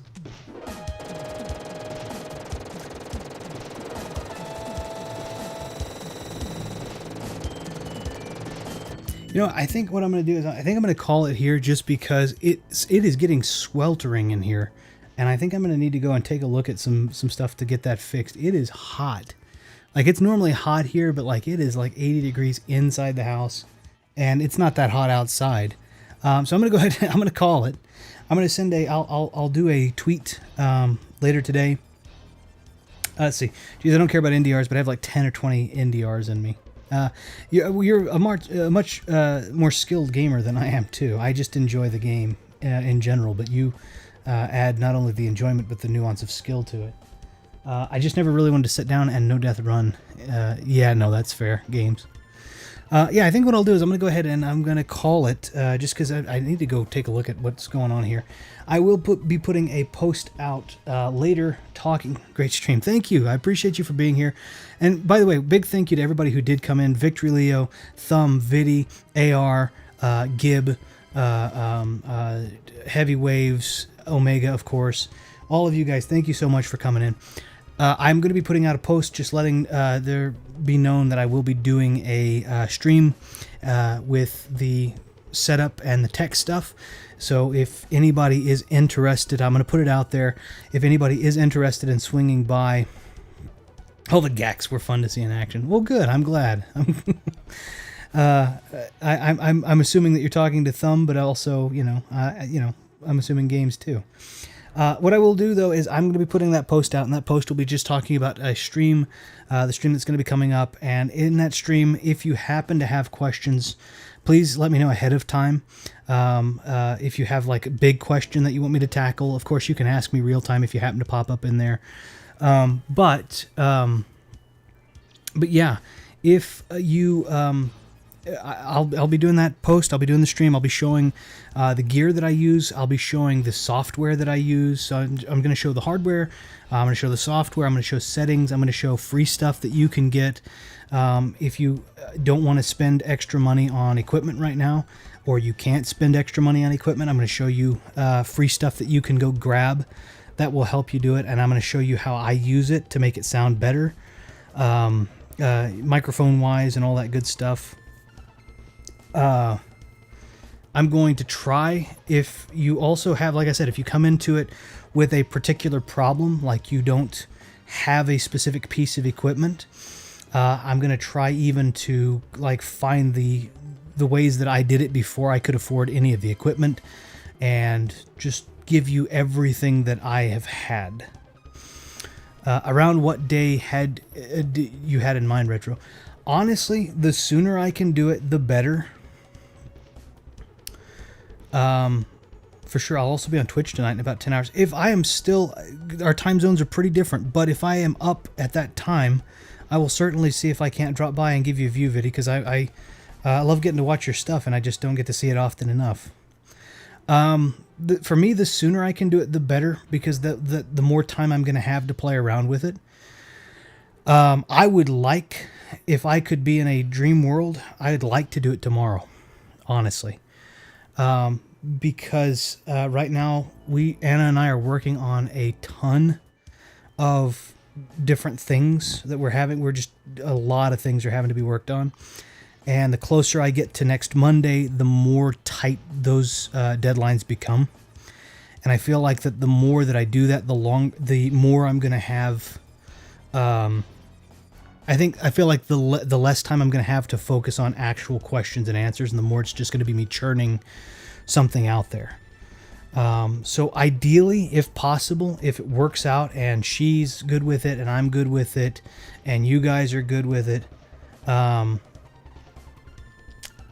ideally, I will stream tomorrow, tomorrow afternoon, and I'll put up stuff, and just kind of have a big Q&A for anyone who can stop by, because weekend's going to be really tough.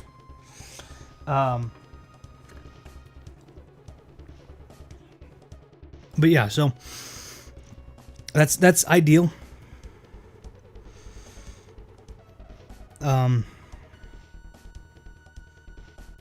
Yeah, that's going to be my idea. That'd be what I'd like to do.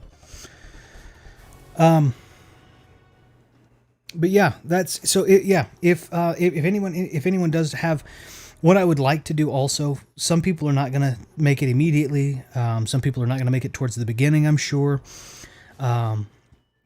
I understand all of that. I get it. So one of the things I will say is if you have a question or questions that you want answered and you don't think that you're going to be able to drop by at the beginning or towards the time where that might be covered or something of that nature, you may not be able to drop by.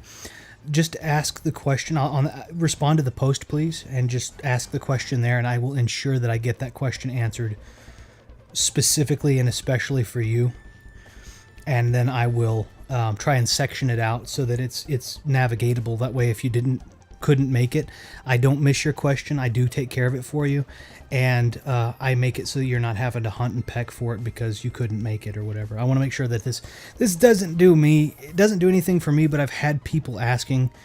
It doesn't. What am I trying to say? It does do something for me because it lets me interact with you guys, and that's important. That's incredibly important. But I know what these techniques are. So if people are interested in what techniques I'm using, I want to make sure I'm answering their questions, not answering questions I think they have. I think I would do you a disservice if I did that.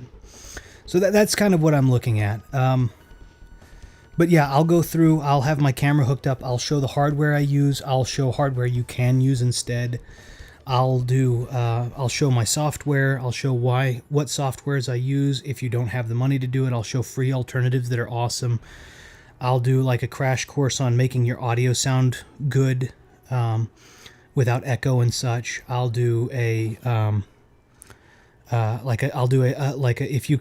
buy this not that. So if you need to, if you have to buy something, you don't have to buy the most expensive. I'll do and I think one of the things I'll do is, like I said, I'll take one of my cheap microphones and I will like $100 microphone, because I think most people have. I think most of the microphones that I've been hearing that people are using are the like Audio-Technica AT2020s or the Blue Yetis or the Blue Snowballs, or stuff like that, which are between $50 and $130. So I'll take a $100 microphone and I'll make it sound. I'll make it sound as good as I could possibly. I'll make it sound really as good as I can possibly make it sound and show you how I do that, so you don't have to be like, oh, I'm gonna have to buy a new mic. Can you also put the names of the hardware in the description? Yeah, I'll absolutely do that. Be it after the stream or during. Yes, yeah, I'll probably try and do it after, because if I do it after, I can link it for people who want direct links, if that's okay. But yeah, I can do that. I'll do that if that makes it easier. And I'll break it down and just try to make it. The whole thing is just comprehensive, But like I said, you don't have to. I'll show everything. I'm gonna try and do as much as I can. My hope is, because a lot of people are saying, Vidi, you said something about not wanting to upgrade your stuff. I don't know that you necessarily would need to upgrade your stuff, in all honesty. So if I can give you hey, you could do this and maybe it helps something that you are looking, that's kind of what I'm looking to do. So yeah, that's what I'm trying to do. What do I use? Buy this, not that. Getting out on a budget if you have to buy something, all that good stuff. So. But okay, I'm going to go ahead and I'm going to end the stream here. I'm going to go ahead and put out the post a little bit later today. Like I said, if you have questions, please respond to the post. Just let me know so I can make sure that I get to it no matter what. And I'm going to be spending $20,000 after the stream. No. Hopefully, here's my hope. Hopefully, once I've shown everything, you will feel like your stream quality has increased. And you will have spent nothing but a little bit of time. That's my hope. If you want to go and buy new equipment, great. But my hope is that everyone that comes to the stream and looks at some of my stuff, my hope is that they will feel like their streams have increased to a $20,000 setup, and they will have spent $0, maybe an hour of time, 30 minutes to an hour of time. Well, I just need to configure OBS and stuff so stream doesn't reset all the time, at least. Still, I'll try and join in the discussion when I can. Of course, yeah. No, that's no worries. And I'll even show, like, I'll show my OBS, my Streamlabs, all that kind of good stuff. Like, I'll show all of the stuff that I do there too, so that you're, like, I'll take as much of the guesswork out of it as I possibly can. So it's literally like, you know, you're asking nuanced questions, right? It's not like, oh, well, how do I just completely overhaul this? It's like, hey, I copied your settings and they're working except for this one thing, and then I can kind of go into that one thing for you. So, but yeah. So, but anyway, I really appreciate everybody. I really do. I really appreciate Thumb, Vidi, all of you guys. I really appreciate you guys all coming into this and just spending time with me. I had a lot of fun. I had a lot of fun talking KOTOR, Final Fantasy, Nintendo in general. And it's been a lot of fun, and I'm excited to do this other stream for you guys as well. And I hope that this gives us another good opportunity to interact and do some fun stuff. And, you know, hopefully I can give something back to the community here in this as well. I need to jot down and consolidate all of my troubleshooting. Yeah, if you do have, yet again, too, Thumb, I mean, obviously I'm also available outside of this. So if you have just, like, I'm going to try and answer proactively anything that I can in terms of troubleshooting. But then if you have some additional lingering issues, please let me know, whether that be in the stream or offline, and I'll help kind of troubleshoot. Not everything. I mean, you know, I'll try not to get off on tangents if it's a specific problem. You know, if it's like you're specifically having a problem, I'll try not to do that and pay you a disservice in generalizing it. Rather, I'll try and get with you independently and troubleshoot if that's necessary, so that I can help you. I also need to understand my computer specs as well, what the limits for streaming are as well.